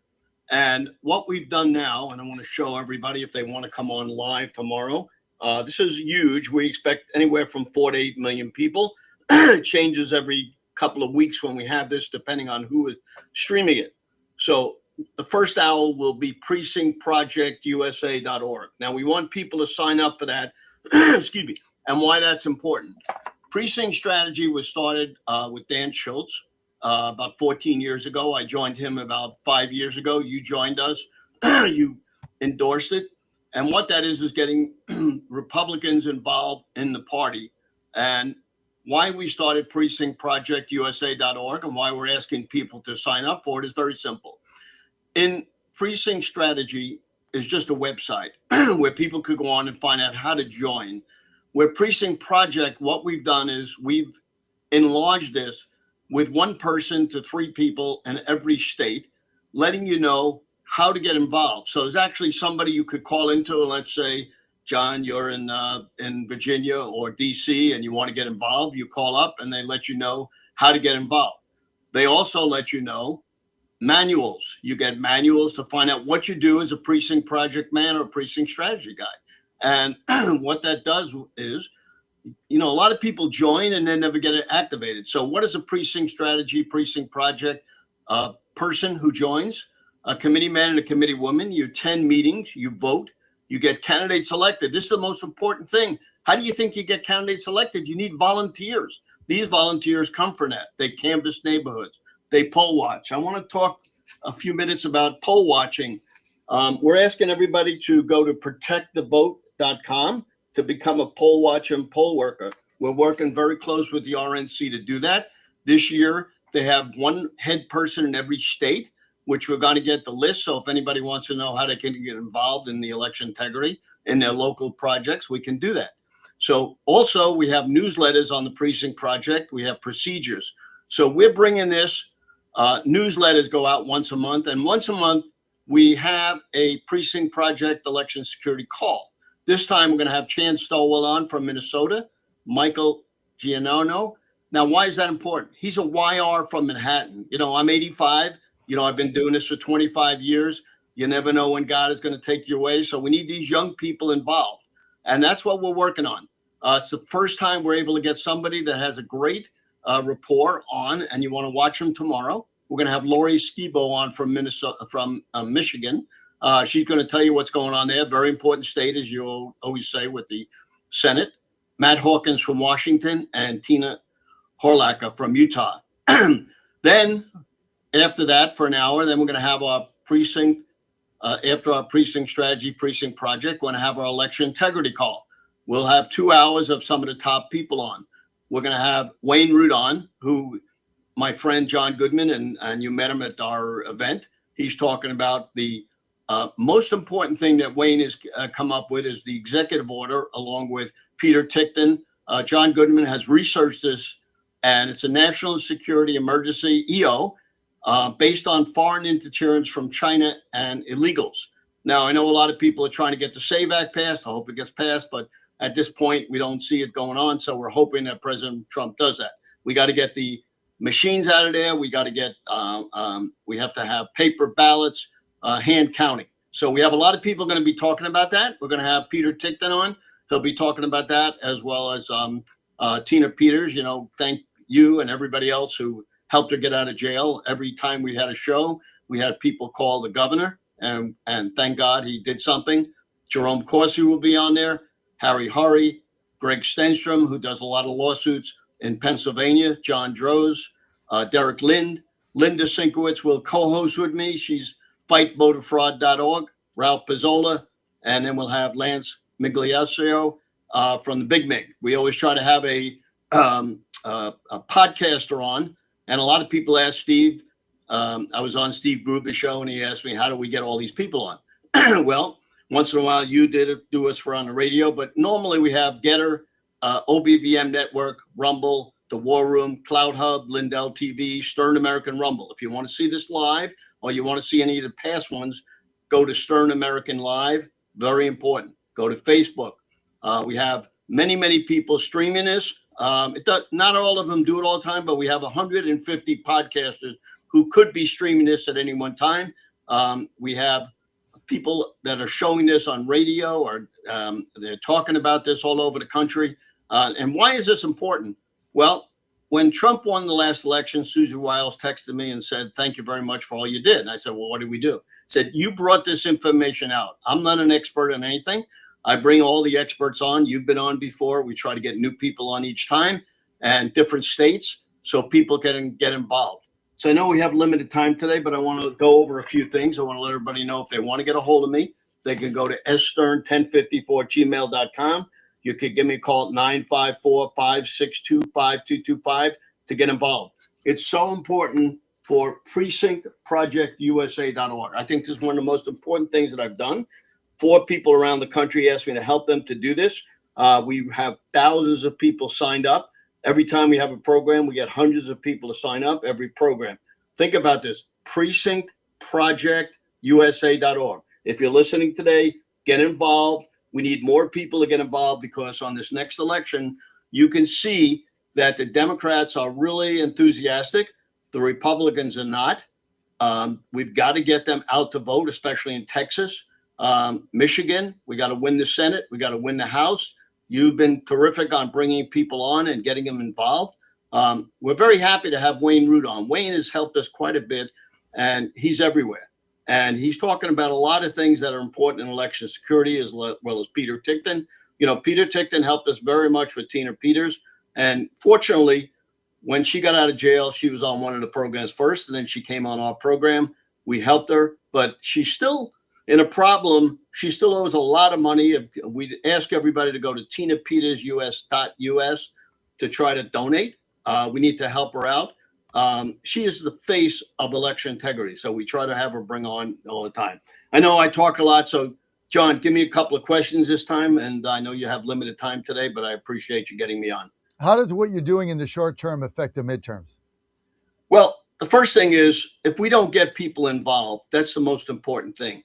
So what we're doing in Broward County, I'm the vice chair of Broward County. We're doing a lot of new things that we never did before. You know, you've been at one of our events. We raise money, we take that money, and then we start to send out special texts, special emails. And we find out actually how many people open them up. And what's happening is we're getting everybody to actually give them voter guides this time. You know, voter guides are very important because most people have no clue who they're voting for when it comes to the down ballots. They may know the congressman, but they don't know the judges. They don't know the locals. So we're trying to bring that information out. We're spending about $40,000 on sending out text emails to get the people out to vote all over the country. The RNC is doing the same thing. The RNC is spending a lot of money on making sure that this election is fair as they can. And President Trump, if we can get rid of the illegal aliens voting, we're going to have a good time in winning a lot of elections, especially Texas, California, Illinois, New Jersey. As we see, you know, everybody's lying and say, hey, there's no illegals on there. All of a sudden they find 5,000 illegals on it. Well, and they say, oh, that's a mistake. Well, we have a lot of people working. You know, Cleta Mitchell, she's doing a phenomenal job. Every Friday she has a Zoom meeting where she brings the latest information. So you have to decipher everything that's coming out because, you know, you've worked hard listening to many people talking about how the elections are going to be fairer, but yet we don't see that happening yet. So we're still working very hard. We have, about 90 days left to the midterms. And, you know, normally during the midterms, people don't come out to vote. So I'm asking everybody who's an election security person or a precinct project, speak to your relatives, speak to everybody, tell them to come out to vote. Georgia has historically not come out to vote. Terrible. You know, and then they say, well, we didn't win the election. Well, sure, you don't win the election if you don't come out to vote. So it's up to every chair. We have every chair in the United States email, pretty much. We're sending out emails for them to come on the show tomorrow. They're going to be talking about how to get people to come on to do it, especially the young people. You know, we talk about the young people. Charlie Kirk, you know, when he was alive, he helped us get people involved. Now they're kind of fading out a little bit. So we're asking the YRs all around the country to step up. Now, there's a fight between the establishment people and the YRs. Young people who are smart, want to get involved right away. They want to take over. And, the establishment people bounce them. So I'm working very hard to get young people involved. And many people, the YRs, there's one problem with the YRs. They don't respond all the time. It took me 5 years, Manhattan YRs who have 2,000 people that could be involved in New York, about 47 to 57 non-Republicans even came out to run for some of the seats in New York's Senate and House, which is ridiculous. So Steve Gillen is working very hard on getting that done, and the RNC is fighting them all the time. So we're trying to help New York, but I'm like you, a one-man show. We got to get other people involved, and people ask how do I get involved? Call me. I'm glad to answer. Email me. I'm glad to help and get that. Any other questions, Johnny? Yeah, give me an update on Precinct 2.0. How's that been working? So that has been excellent. Here's the problem. In Michigan, 2 years ago, there was 2,000 people came to the convention. Last year, 1,000. This year, they told me only 500. You could see that a lot of the older people are fading out. Now, think about this. Who is Precinct 2.0? It's people from 60 to 85. And why is that? Because they're retired. They have time to work. So it's very important that we get younger people involved. Give us an hour. Give us 2 hours. You could have 250 people in your precinct, but yet only 10 people work. So we have to find these younger people, who really want to do it. And I got a young gentleman. He wants to run for office. He's only 18 years old. He just turned able to do that. So we got to get his friends to start to do it. You see, the 18 to 24 are the most important thing. Those are the people that are going to take over our country when you and I retire, which may be never, but they're the ones that are going to have to do it. So we're getting more people involved. We're getting newer people involved. And that's why we did precinctprojectusa.org. We're actually talking to these people because a lot of people don't even know what they got to do when they become a committee man and a committee woman. So you can see how important it is to get that information. So if you want to join, go to precinctprojectusa.org. Velma Ruth, we have a person on staff round the clock. She will answer you. She will give you a way to get on. Dan Schultz is still working with us. Many people are working with us. We're getting on many shows to bring this message out over the next month. So we get people to come out for the midterms because, it's usually about 28% against 78 to 88 on the presidential election. So you could see that sometimes 300-400 votes make a big difference in this next election. So we're working very hard in doing this. And I know you've helped us to get the word out. And I hope everybody who's listening today, and we'll get a copy of this and we'll send it out to 16, 20,000 people. And every time we get on, we ask people to get involved. So let's review. Tomorrow, 1:00, Stern American Rumble. Come on this. We spent a lot of time getting the top people in the country. Sometimes we substitute it. My friend John Goodman, who's fantastic. He's always a backup person. So if somebody doesn't show up, we get him on. He does a lot of research for us. He gets the job done. It's very difficult to get research. 1:00, if you want to see the precinct strategy, and if you want to come in at 2:00, see the election integrity, you can come on. We want to thank all our podcasters. We want to thank Cloud Hub, doing a fantastic job, OBBM Network, QTV. So we have people from all over the country helping us. Without that, we don't get out there. So we're in probably 58 different countries. One of my guys, Dan Srigliglio, Voice of the People, helps me out. He gets this out on radio, TV, restreams it every day for 3-4 days. So people who didn't see it get to see it. If you want to see it at any time, it's always live on Stern American Rumble. So I always end up with action, action, action. People say, Steve, you're 85. Why are you still doing this? Well, we got grandkids. The grandkids in school are getting, you know what's happening in these schools. I mean, they're indoctrinating to socialism. And if people don't wake up, and it's only the people that are letting this happen. Because if you sit back and don't vote, it's not going to happen. If you're going to let the Democrats vote, hey, they're going to win. So we need action, action, action. We need people to get involved. You and I can only do so much. We need people to step up. Thank you, everybody, for listening. And, if anybody wants to get a hold of me, again, stern1054 Gmail, 954-562-5225. I won't answer the phone, but I'll recall you back because we get a lot of crazy people calling. So we want to listen to their message before we call them back. So I'm glad to put you through with Precinct Project, Precinct Strategy, Election Integrity. You can become a poll watcher or a poll worker.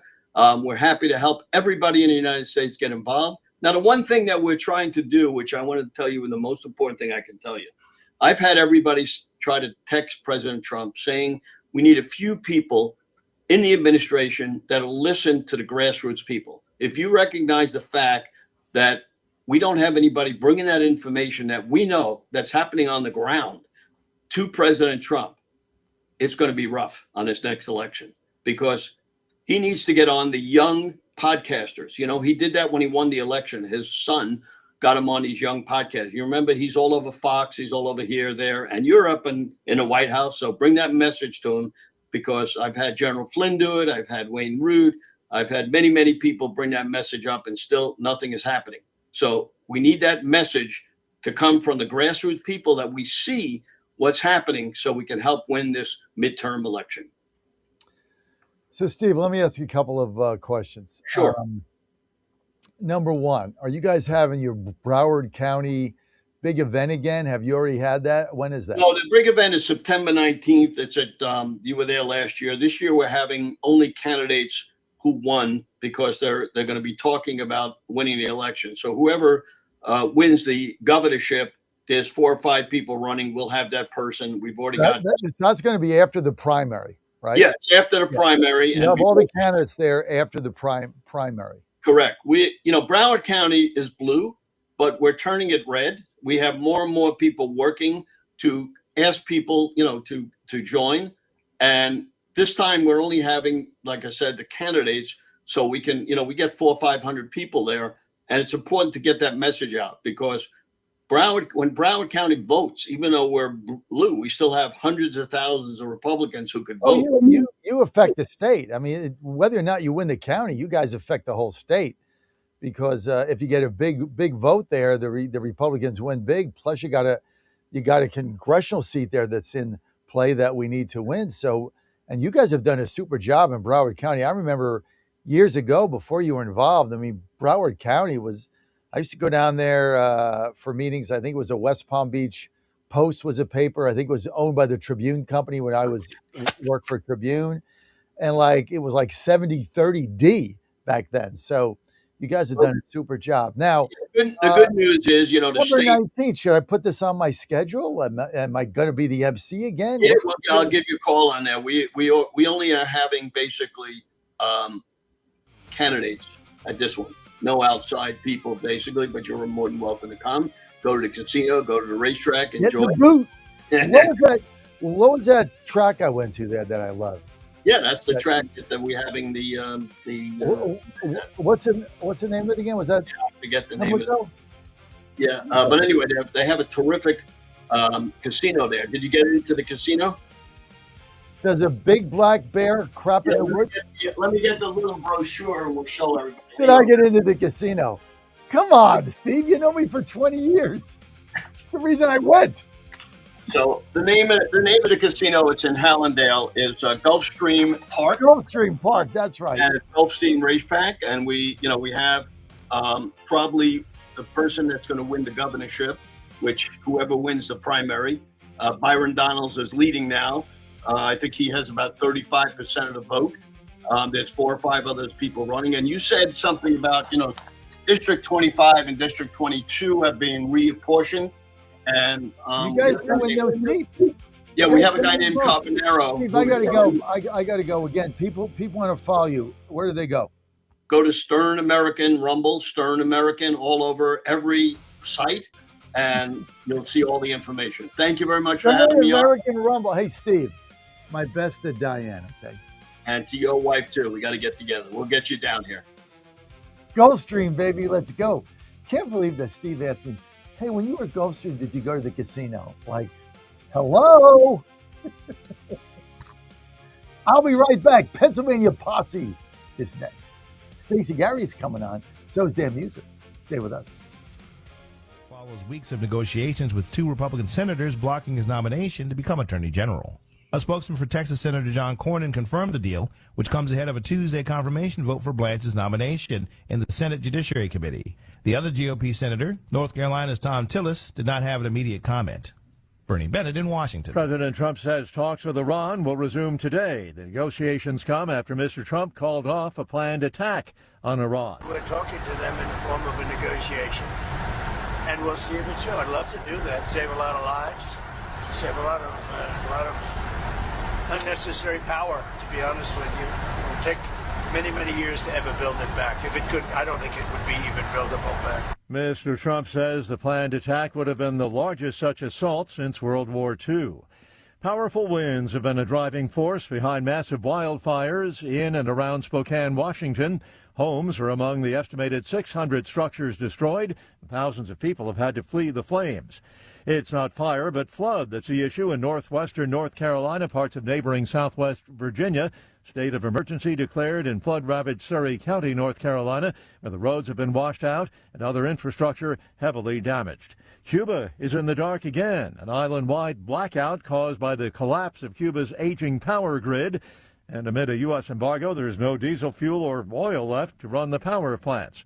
Watching Wall Street ahead of this morning's opening bell, Dow futures 643 points higher. The Nasdaq futures up 59 points.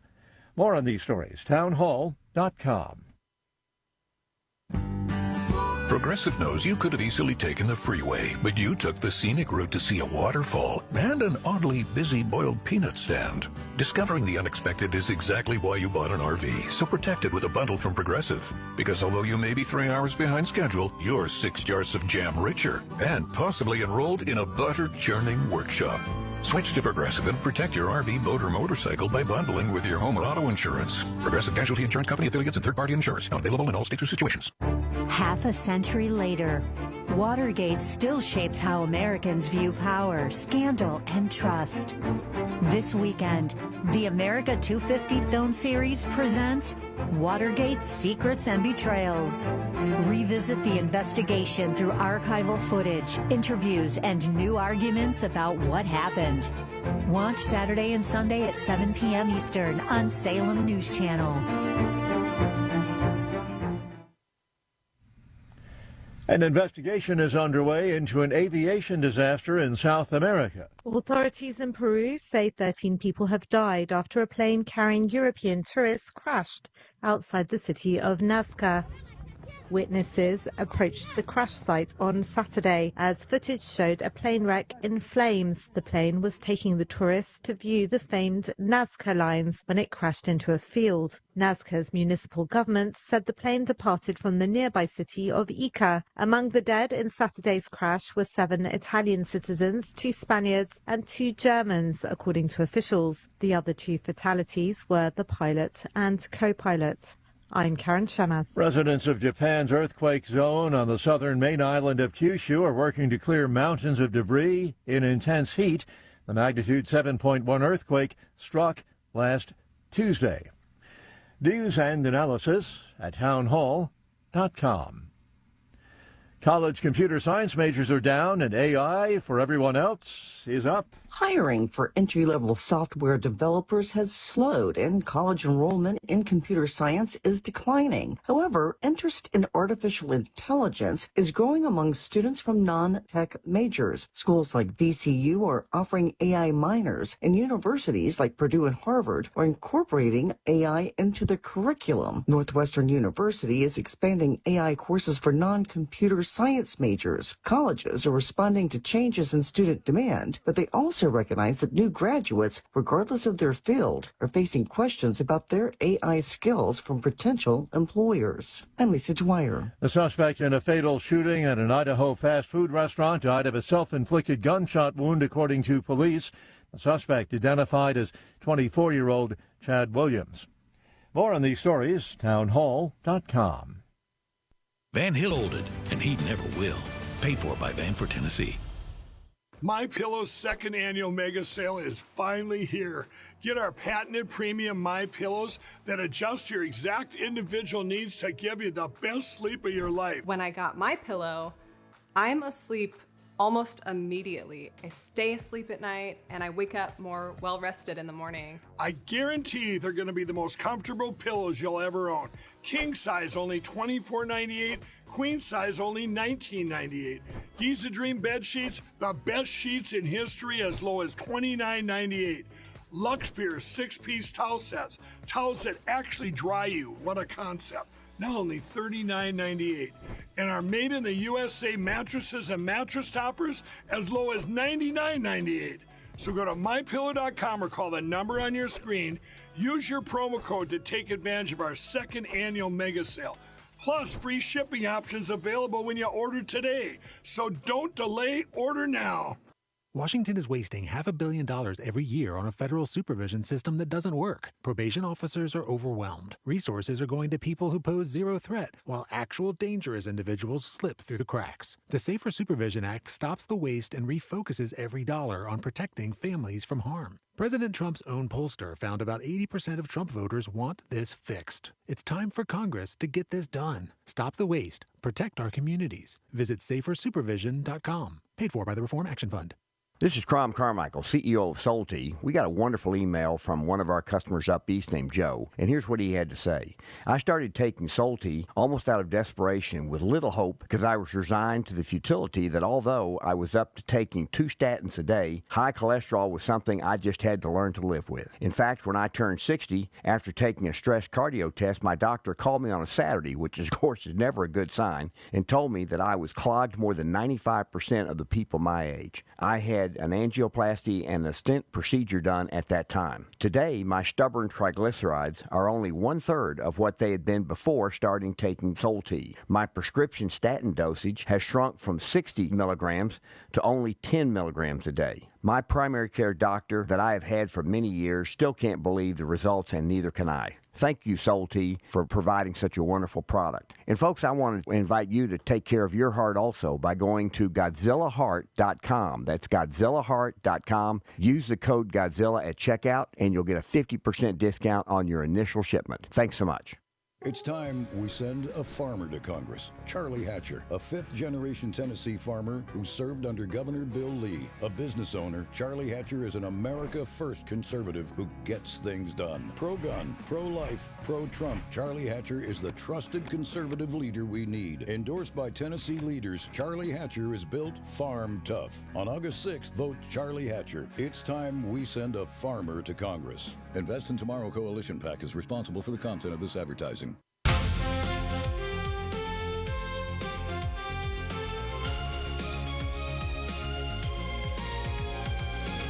Live from the studios of the John Fredericks Media Network, it's The John Fredericks Show.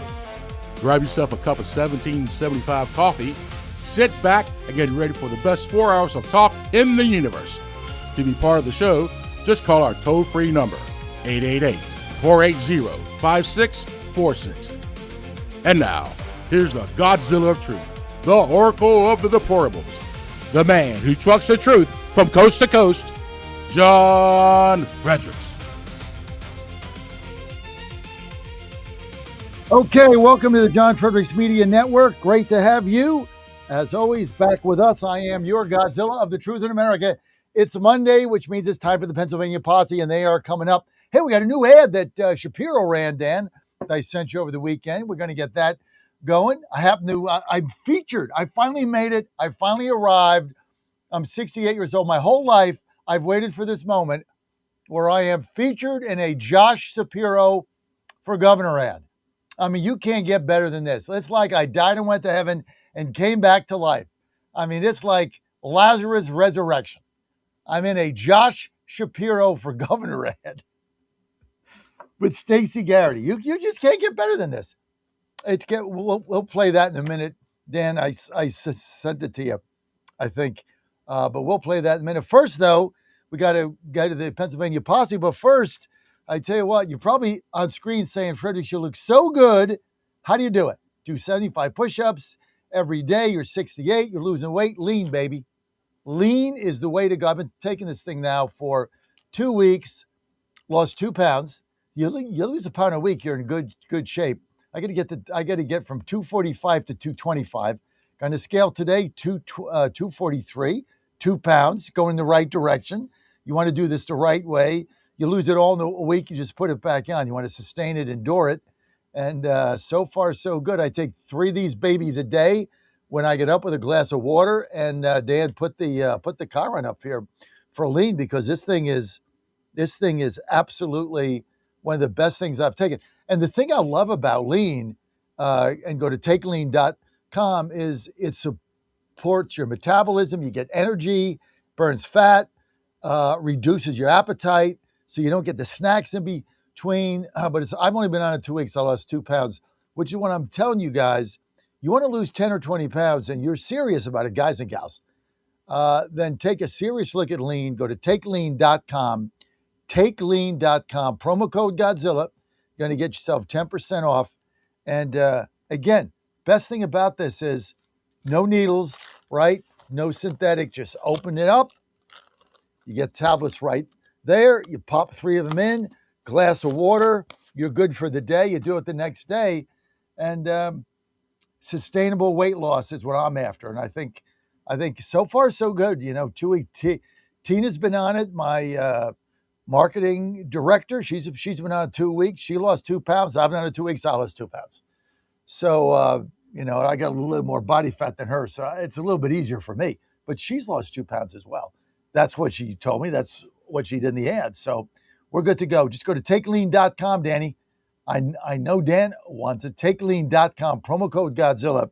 You're going to get yourself 10% off. Okay, let's get to the Pennsylvania posse right now. We've got Congressman Dan Muser with us. Great to have the Congressman Dan Muser with us. We've got longtime Republican GOP activist Mike Farley is with us. Mike, thanks for joining us. Hope you had a good vacation last week. Also, Scott Barger, not going to miss a week. He knows if he misses a week, he misses a lot. And by phone, we've got, because she's traveling today in her car, we've got Stacey Garrity, not U.S. Treasurer, Pennsylvania Treasurer, also has the most statewide votes of any candidate in Pennsylvania history ever, is Stacey Garrity by phone. And Stacey also, of course, our candidate for governor.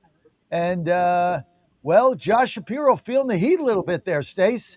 So let's go to the ad that they took out featuring yours truly. Now, they could have featured Dan Muser, but no, they could have featured Scott, but no, they featured me. So if I was them, I'd have put Dan Muser on it, but no, I get featured in the Josh Shapiro ad. I've made it. Finally, at 68, I've made the big time. Dan, roll it. She's 100% MAGA. She's 100% MAGA. She's 100% MAGA. I want her to win in November. Because Stacey Garrity is all MAGA all the time. She called Trump's tariffs fantastic, even though costs are skyrocketing.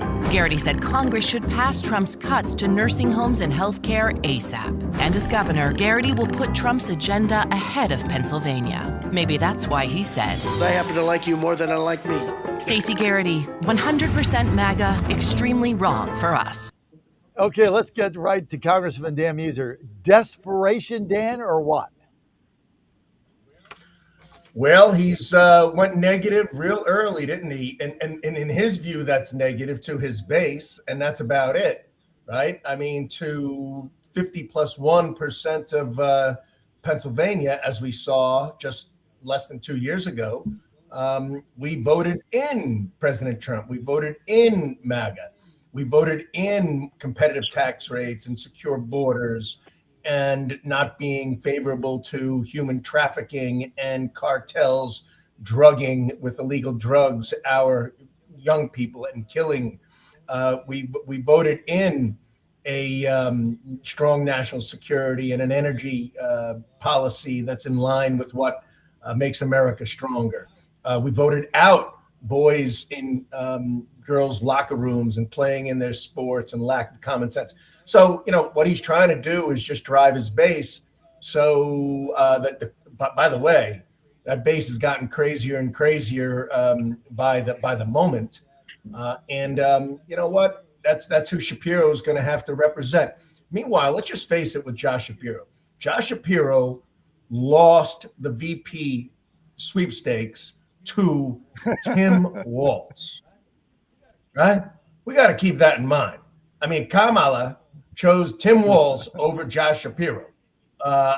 You can't even make up he's almost like a cartoon character and a fool. So what did she knew? She dove into his background and chose Tim Walz over Josh Shapiro.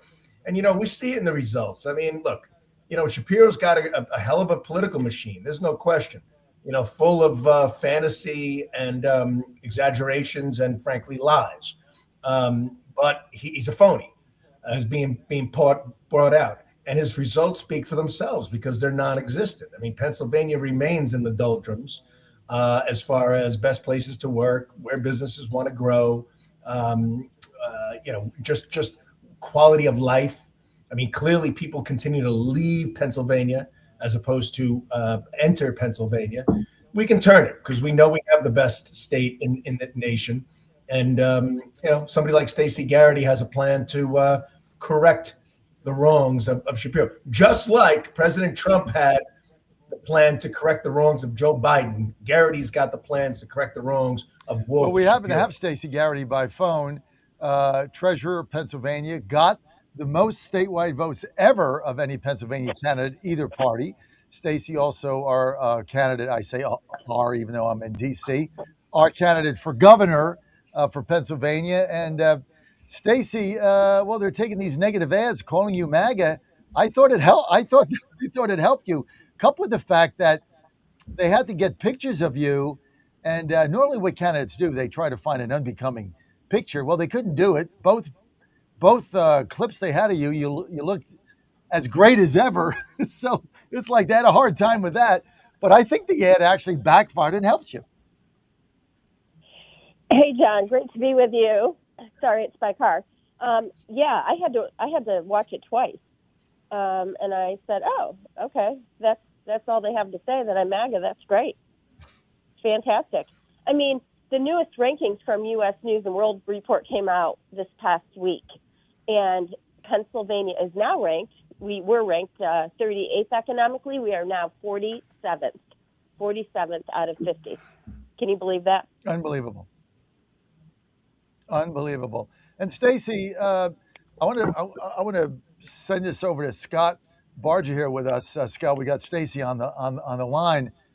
Somebody just called me over the weekend. I cannot remember who. It might have been Coleman, might have been Stephanie. Somebody called me and said, "Did you know that that Pennsylvania has closed the gap of registered voters? It was the Democrats had a 1 million advantage." And now at the end of July, it's 50,000. You guys have closed from 1 million to 50,000. Is that true? How'd you do that? That's true. That's true. You know what? Patriots and the failed policies of Josh Shapiro, people like Scott Pressler getting people signed up, and people want to bring common sense back to the Commonwealth. But I know you're taking it over to Scott, my good friend. Stacey, I'd always yield to you. I think what we're showing is that we have more of a grassroots machine than what I think a lot of people give us credit for. I hear people point at the Democrats as though they are the ones that invented grassroots activism. This is not true. They outspend us in just about every race, and yet we hang in there with them. Why is that? Well, two reasons. Number one, our message resonates with Pennsylvanians, and number two, we work our tails off. We really do. And I think that change in the voter registration is a result of that hard work from grassroots activists that most people have never heard of, who work and work and work and work. Why? Because they believe in an America First message. They believe that it's best for Pennsylvania. They don't spend time doom scrolling on Facebook. They don't spend time, watching Netflix. They go out and they talk to their neighbors. They register voters. And they do it every single day. That's why we're catching up. That's why Pennsylvania is tilting red.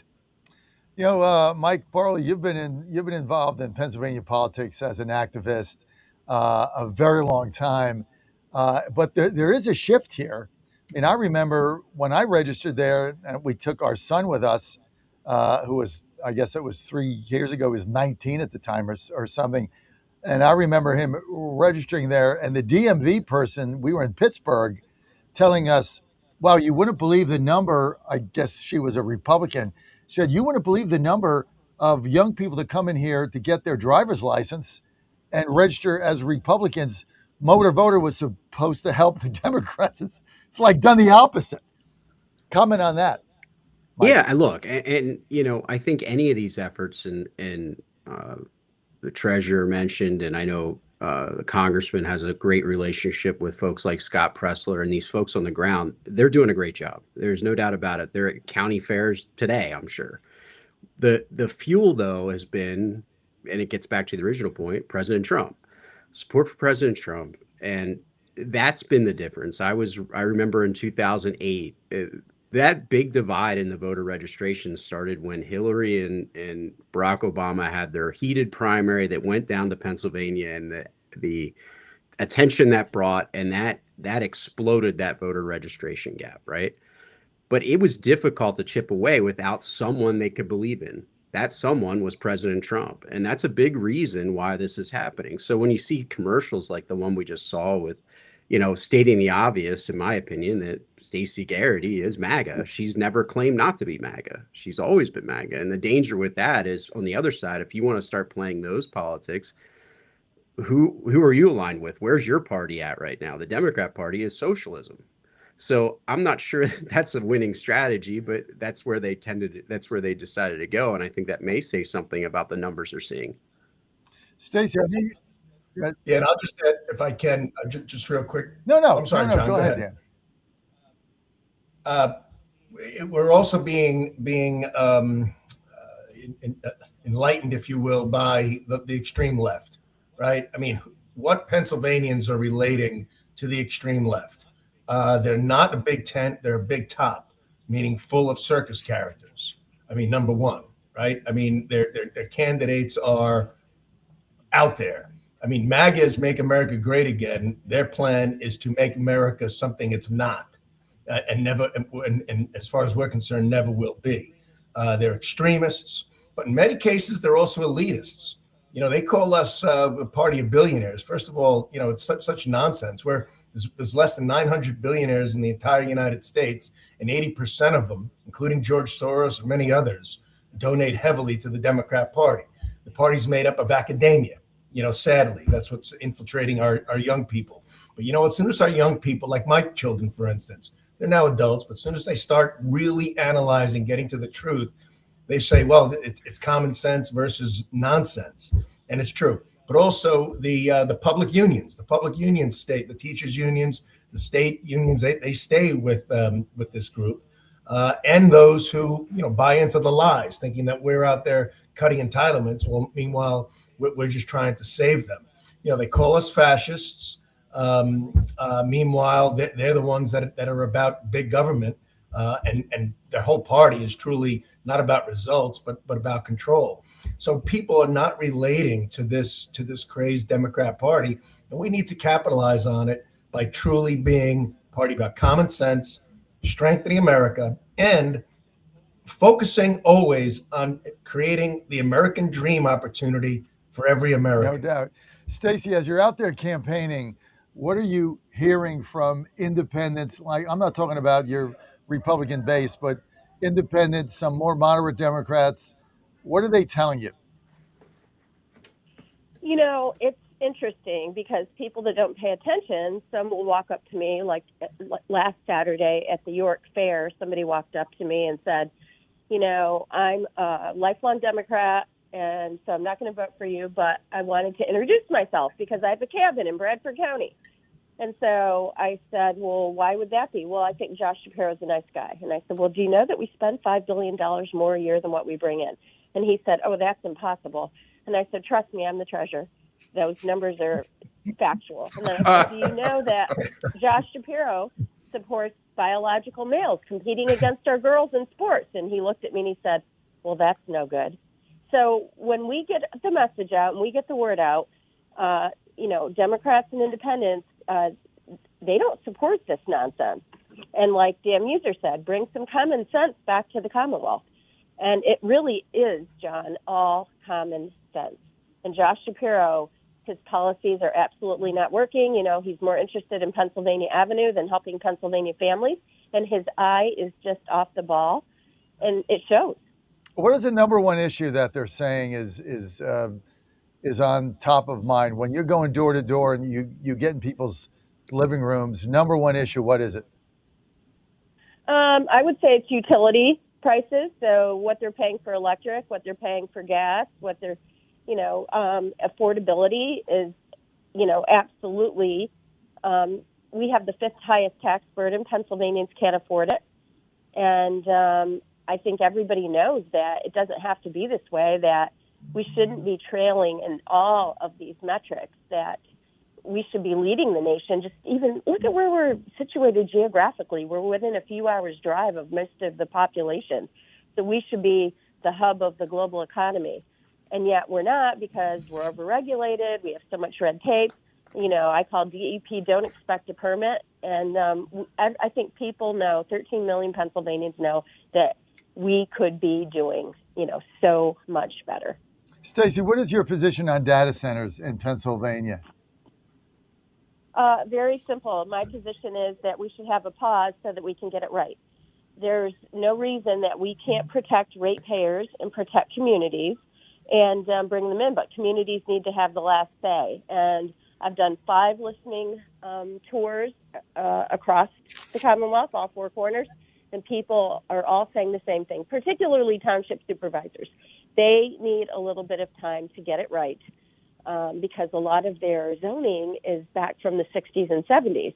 And so it comes back to common sense. Bring your own energy, bring your own water, put the data centers in brownfields and blighted areas. And they should be a net benefit to the community. Josh Shapiro has taken $10 million in political contributions from data center developers, most of it out of state, by the way. And, a real leader would have got all the stakeholders around the table to figure out what they needed to make sure they were successful, but he did not do that. He gave them sweetheart tax breaks. He didn't engage with any of the communities, any of the local folks, and now, you can see the result of that.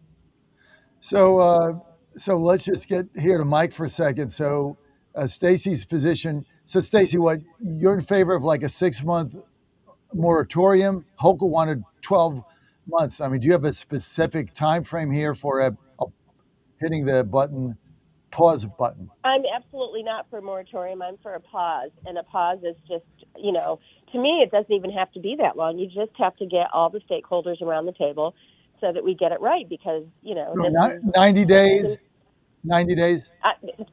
John, I could, if I were there, I would get it done absolutely within 90 days.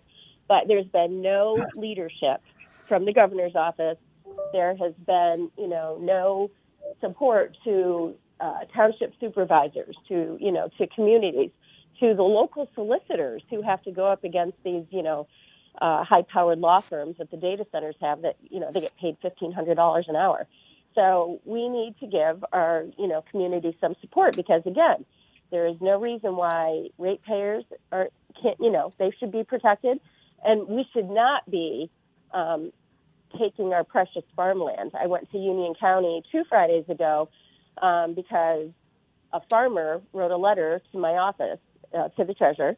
So I went out to the farm, and she started crying because this farm had been in their family for over 100 years, and they're threatening eminent domain to support one data center. And I looked at the map, and in fact, I have the map in my car. There are 5 routes, and 2 routes did not go through farmland.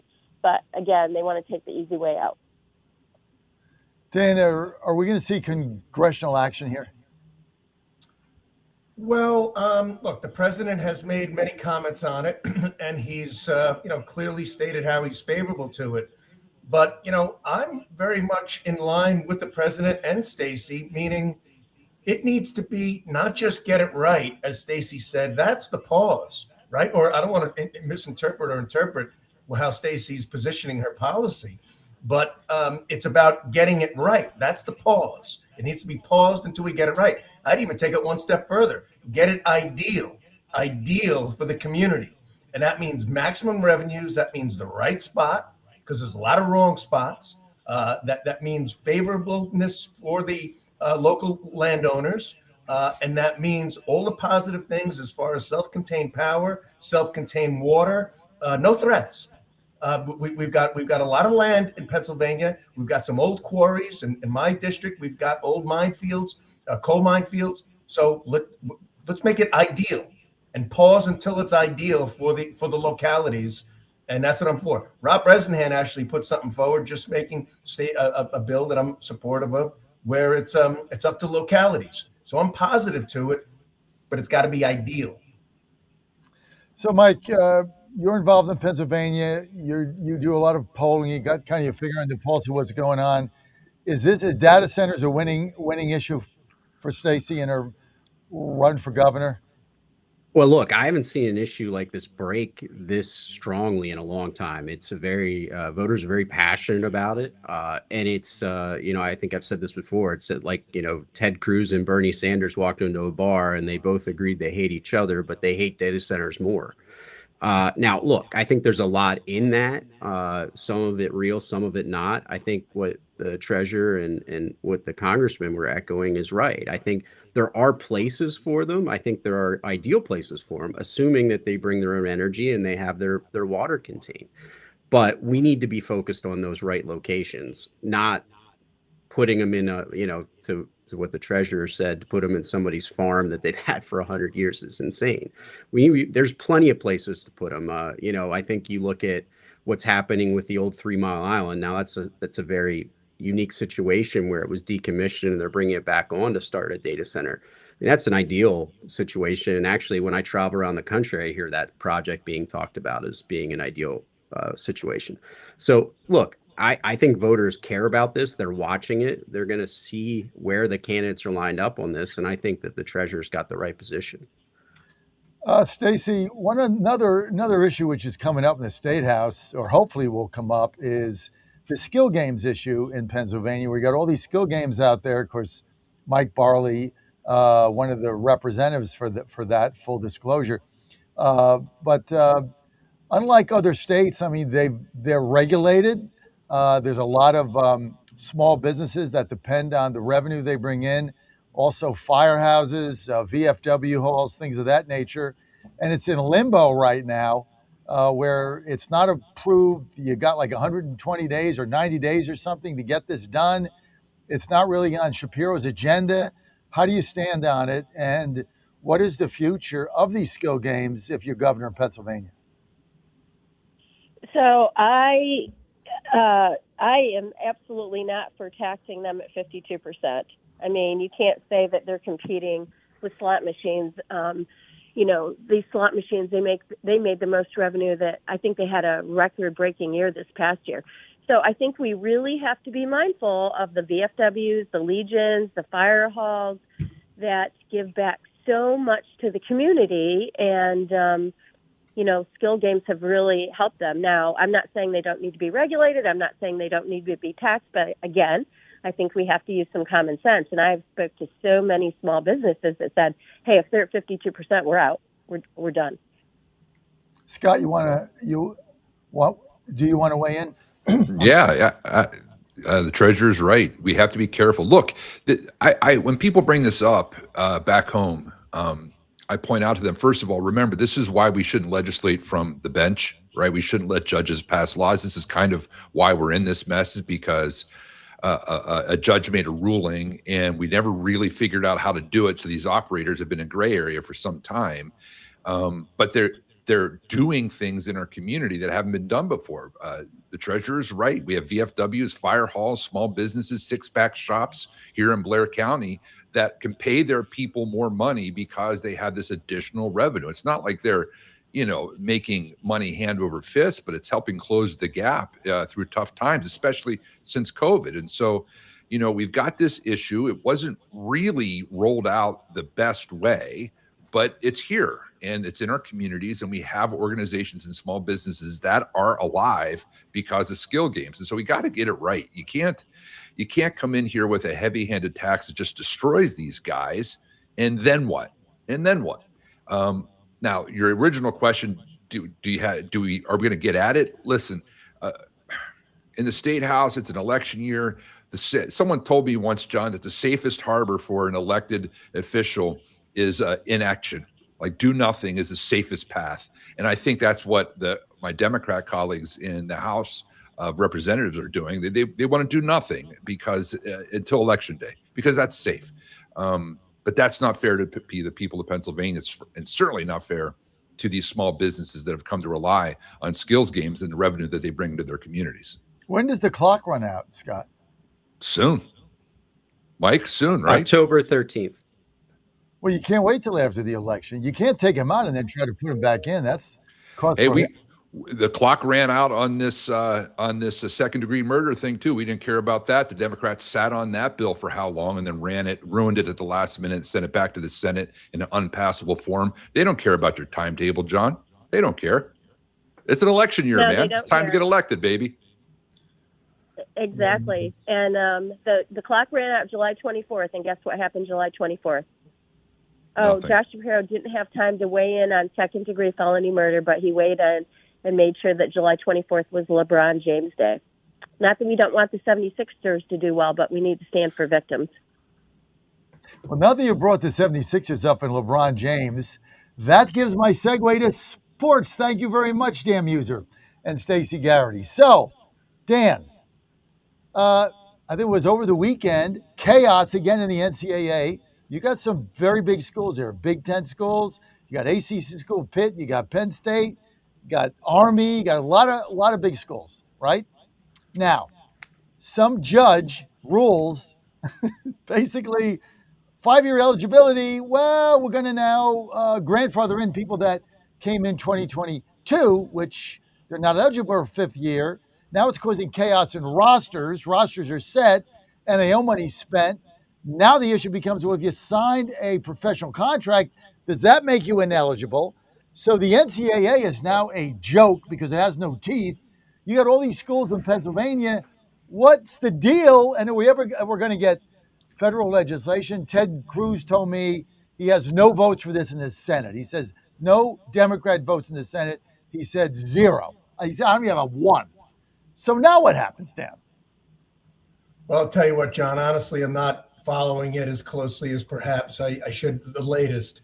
But the things that have gone on with the NCAA, anyone you talk to who's involved with the levels of funding and payments and portals and switching from one school to the next, who's chasing the biggest, the biggest payday, it's bad news. I mean, it's really negatively affecting all of Division I, and not just even some in cases of Division I, college sports. We've had a couple of bills. I need to see. I question not just our leadership, but even myself. Where are we on this? Because we are getting from some former Penn State officials, for instance, some people I know very well that ran the NIL, name ID, name, image, likeness. Name, image, likeness. Thank you. And they just come out of it shaking their heads, saying, "I'm doing my best, but this is the Wild West." So it's one case where we continue to hear we need some sort of congressional oversight and congressional rulemaking, i.e. legislation. So we got to get to it. Or individual states can step in. Stacey, if you're governor, I mean, this now is a mess, and it's affecting every university, every major university in Pennsylvania. Do you have any position at all on this? You know what, John, I haven't really been following it that closely. But again, it all comes down to leadership, right? Right. And you can see that we don't have a lot, or any right now in Harrisburg. All right. Dan, I want to get to Congress. I'm telling everybody there's 5 seats that are going to determine if the Republicans win the House. All right. You ready? 5. Whitman in Virginia, 1, District 1. Whitman in Virginia. Kagan's in Virginia. And then 3 in Pennsylvania. Fitzpatrick, Perry, Bresnahan. Tell me I'm right, Dan, or wrong? Well, my friend Rob Whitman, I didn't necessarily realize he'd be in the top 5, so I got to make sure I get some. This is an unofficial interview. Some more support to him, and as well as Jen Kagan's. Look, My focus is Pennsylvania. I tell the White House that. I tell everyone that what our job is to deliver Pennsylvania, just like we did in 24, and we're going through 26. Yet through my NRCC and my PACs and everything, I donate to all Republicans that are in swing or battleground districts. So we and our state house is very important too. But to this question, each of our guys, each of our battleground districts, Ryan McKenzie, Rob Bresnahan, Brian Fitzpatrick, and we think Scott Perry always toughs it out, are within the margin of error. I think Scott might be a little bit higher than that right now, but within relatively the margin of error. Some a little bit better, some a little, dead even perhaps. And they're hardworking. They're very good. Ryan McKenzie is real smart, very strategic, and hardworking. Rob Bresnahan works 24/7, and Brian Fitzpatrick has put together a very, very strategic and he's a hardworking guy. Operation down in Bucks County. So I like our chances very much. Certainly, we don't have history on our side. I do look at those three you mentioned, or five, as being the majority makers. So that's how important all of this is, because if we hand that gavel off to, God knows who we're going to hand it off to, by the way, right? If we lost the House and all Pennsylvanians, Republicans, independents are going to come out and vote for the general election, they really got to understand what's at stake here.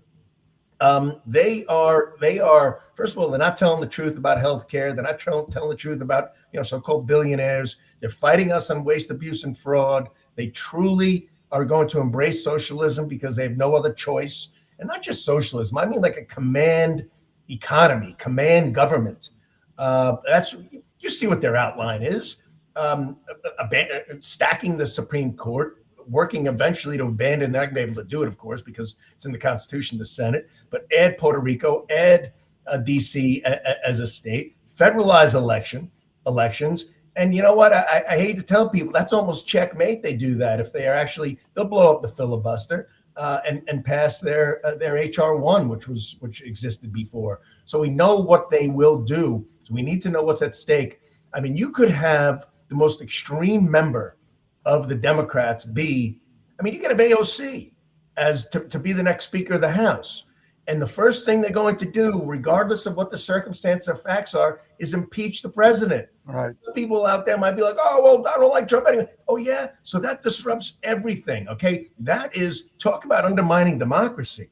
Okay. That's why everything they say and do is really inverted and an inverse of the truth. Not even a fallacy, not a lie. It's taking the truth and inverting it and stating things that are completely untrue and, in fact, contrived.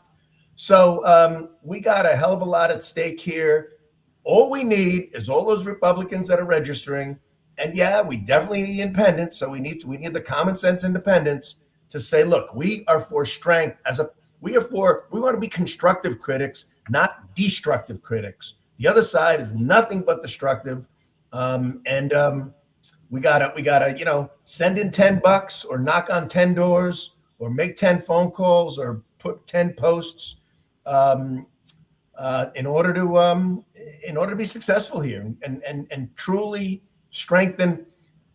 Look, the state economy is very dependent upon the federal, unless they work against it. And I'm going to tell you something, Shapiro, from taxes to how many times has he sued the president, for crying out loud? That's what he does. He fights the trends rather than gets on board with economic growth. And that's a big problem. Another reason people got to vote Republican this November 3rd. Mike, what did Stacey have to do? How did Stacey turn the corner and win this election? Mike Barley.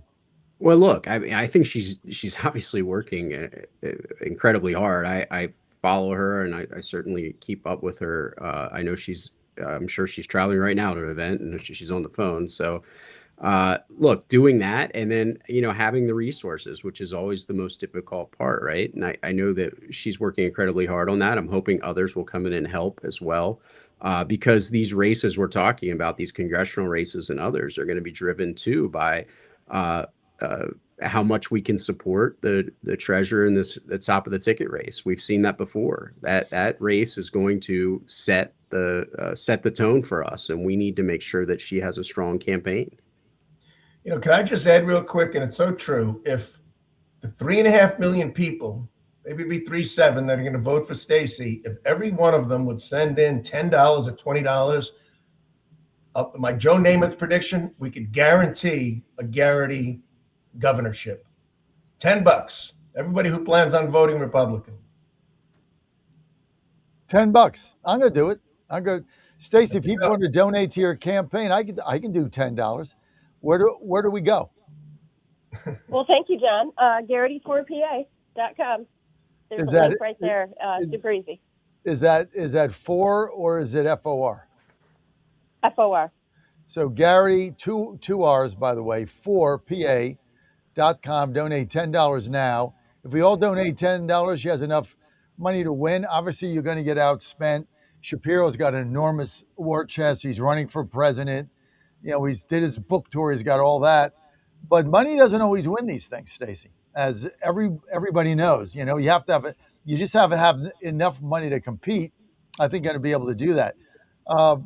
Barger, as you go through here and you look at what the Democrats are doing in the House in Pennsylvania, and I love having you on because you have no baseline. You're a freshman. When you have conversation with these people that don't do anything, what do they say to you? I don't really have conversations with them, John, because I think they're nuts. There's no. I went in trying to okay, where's the common ground? But as a congressman had alluded to earlier, the left has pushed so far to the left that there is no common ground to be had with some of the legislation that they're pushing. It really is. I mean, don't forget, House Democrats ran a full-term abortion bill 1 week before Christmas last year. That's my environment. So what am I supposed to talk to them about? There is no common ground on what their agenda items are. So I go in thinking, my goodness, give me. I'd never in a million years, John, I never thought I'd say this. Give me a Bill Clinton, please. Give me a Bill Clinton, right? Give me a blue dog Democrat where our disagreement is going to be on things like fiscal policy or entitlement programs or prevailing wage or something like that. I will take that any day of the week over the swill that the House Democrats in Pennsylvania are trying to push through. It's absolute insanity. And I don't even know where they come up and shake my hand. I don't know what to say. I don't want them to succeed in anything they're trying to do. Are you kidding me? So no, I may be not the best person to talk to about common ground because I just don't know where it is. If someone could show me where the common ground is in some of this stuff, I'd be happy to dwell there for a little bit. But what I'm seeing, like the congressman said, they're showing us who they are. We better believe them. We better believe them. This isn't blue dog Democrats. This is absolute communism. Full-throated support of a communist philosophy and a way of looking at life that I think is bad for Pennsylvania, bad for our country. So, no, we don't have a lot of productive conversations, me and them. Stacey, Ann and I are driving from D.C. On Friday to go to a wedding in Malvern, Pennsylvania. Westchester, I think we stayed, beautiful little town. So we're going to Malvern, and we stopped for gas. I get low. We stopped for gas in Pennsylvania. It was like 50 cents higher than Maryland, which we were driving through from D.C. And I'm like, what the hell? Why is it 50 cents higher? So then she's driving. I look it up on the internet, and I find you guys got the highest gas tax like in the world, like higher than Hawaii or something, state gas tax. And we're in the middle of high gas prices. We got things going on. If you were governor, would you put a pause, you said, or maybe a 3-month where you don't have to pay gas tax so people can get some relief here? Because they asked your opponent about that. The governor said no. Well, it's interesting because my opponent ran on the fact that he would do a 1-month pause. Actually, he said he would do a 1-month pause and give a $250 rebate back to everybody that owns a car. He didn't do that unless my check got lost in the mail because he'd rather, score cheap political points than help Pennsylvania families. So I will uphold his promise and do it better. So our policy is that we're going to do 3 months of a $250 a month rebate in the summer driving months. So June, July, August. So rather than bring gas, just eliminate the gas tax for 90 days, you would send checks out. What is your reasoning there? I think people would rather get a check in the mail than not pay the gas tax.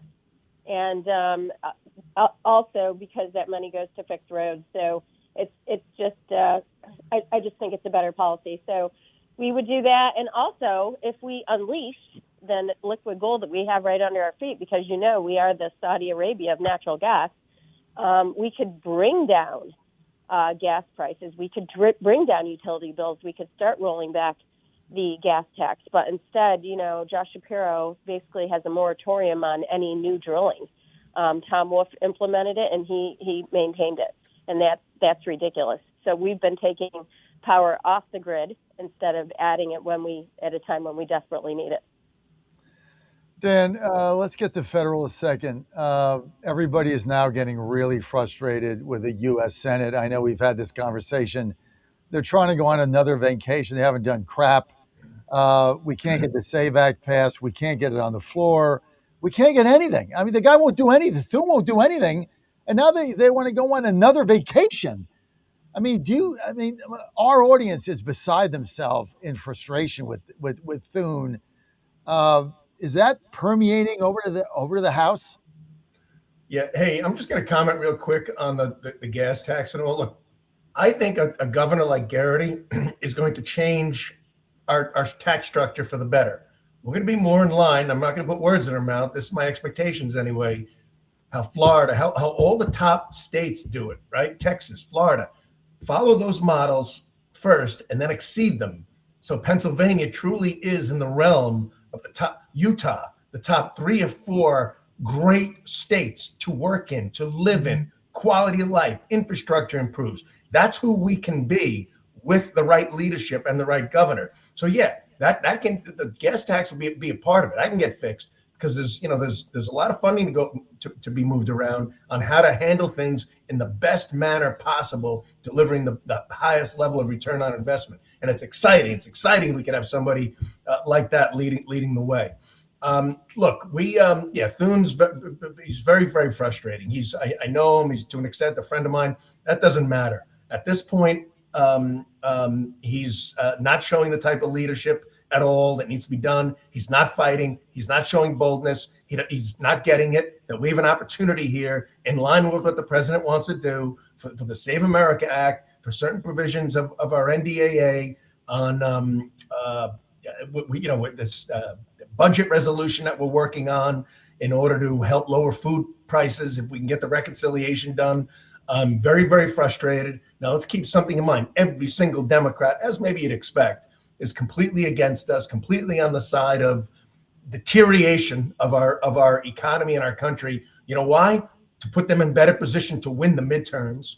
I mean, they won't even work with us on healthcare reforms that make sense, like codifying most favored nation. It's my bill, most favored patient, on codifying the president's prescription drugs, lowering them to the lowest in the world because we're the largest buyer, or at least even with the lowest out there. They're against us there too. So it's certainly it's Thune and it's some Republicans, but it's all Democrats. Okay, and they're going to keep doing that and making things worse. But it is Murkowski. It's these. It's very, very frustrating. We'll see if we get a breakthrough this week. We're all pushing. I'm calling them. We're all calling them. We're letting them know time is now. Enough already. And we need to deliver for the American people. And we need to voice the leadership. And believe me, the U.S. senators that we know, I can even mention names, but our Pennsylvania, they are as frustrated as I am, and they're fighting. So let's see what happens. This week could be pivotal. Well, I know I talked to Dave. I had him on my show the other day. He was beside himself that they can't even get a vote. Yeah. He's like, at least just get a vote. Yeah. I mean, I haven't had Fetterman on my show, but that's the thing. Same thing. I would ask him, regardless of how you feel about this. Yeah. I mean, 90% of people are for it. 80% of everybody, 98% of Republicans, put it on the floor and have a vote. Yeah. If it gets voted down, it gets voted down, and then you can fire the parliamentarian, get it in the Reconciliation Act. I mean, the level of frustration and my fear, everybody, because it affects everybody on this panel, is that rank and file grassroots Republicans get frustrated and stay home. That's your biggest fear. That's even bigger than whether or not it passes, is because if you look at the polling numbers, the enthusiasm for Republicans, the intensity is not what it is on the other side. Yeah. And we got a couple months to change that. But right now, it's a glaring problem that we have, and Thune is at the root of it, Dan. I realize that, again, in the SAVE Act is so very important. It's outrageous. We're seeing, illegals being registered. The numbers are there. Mark Wayne Mullen, I had a meeting with him the other day. I honestly don't recall if it was classified or not classified, so I won't bring out what was brought up there. But it's obvious there's illegals being registered. And all the SAVE Act asks for is, for crying out loud, what the Constitution states, no illegals should be registered, and you need voter ID. You need ID to vote. 36 states have it, 14 don't. They happen to be for the most part, the battleground states. Pennsylvania is glaring, where there's no ID, not even non-photo ID required. It's outrageous. So we need to do everything we can to get it done. And I'll just tell you this: look, there's no question, Fetterman. The Fetterman phenomenon is taking place, where he's showing more common sense than any other Democrat out there. He has the courage to be against communism. Okay, very good. He has the courage to put his party to a large degree over, or country over party. But keep in mind this: he has an F rating with the NRA. He has a 0 rating with the National Federation of Independent Businesses. He also votes against 90%, I think, of the president's judicial nominees. And he votes with the Democrats either 90% of the time or higher.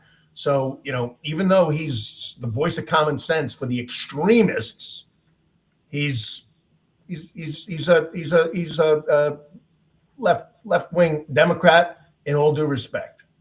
Well, I think he's going to run as an independent. Can't get the Democratic nomination. They'll put a Democrat up. We put a Republican up. Maybe it's Dan, and then we win because they're going to split the vote. That's my call in 20. What would that be? 2028, right? Yes. Yeah, 28. Because he beat Oz in 22. All right, I got to end with a panel with the biggest question. Everybody's got to weigh in. This is a yes or no answer. No need to pontificate. Will LeBron James bring the 76ers a national championship? Yes or no? We'll go counterclockwise. I'll go last. Mike Barley. Yes. Scott Barger. Yes. Stacey Garrity. Yes. Dan Muser. Yes, and Barley's going to buy us all great tickets for the final. That's right. John Fredericks.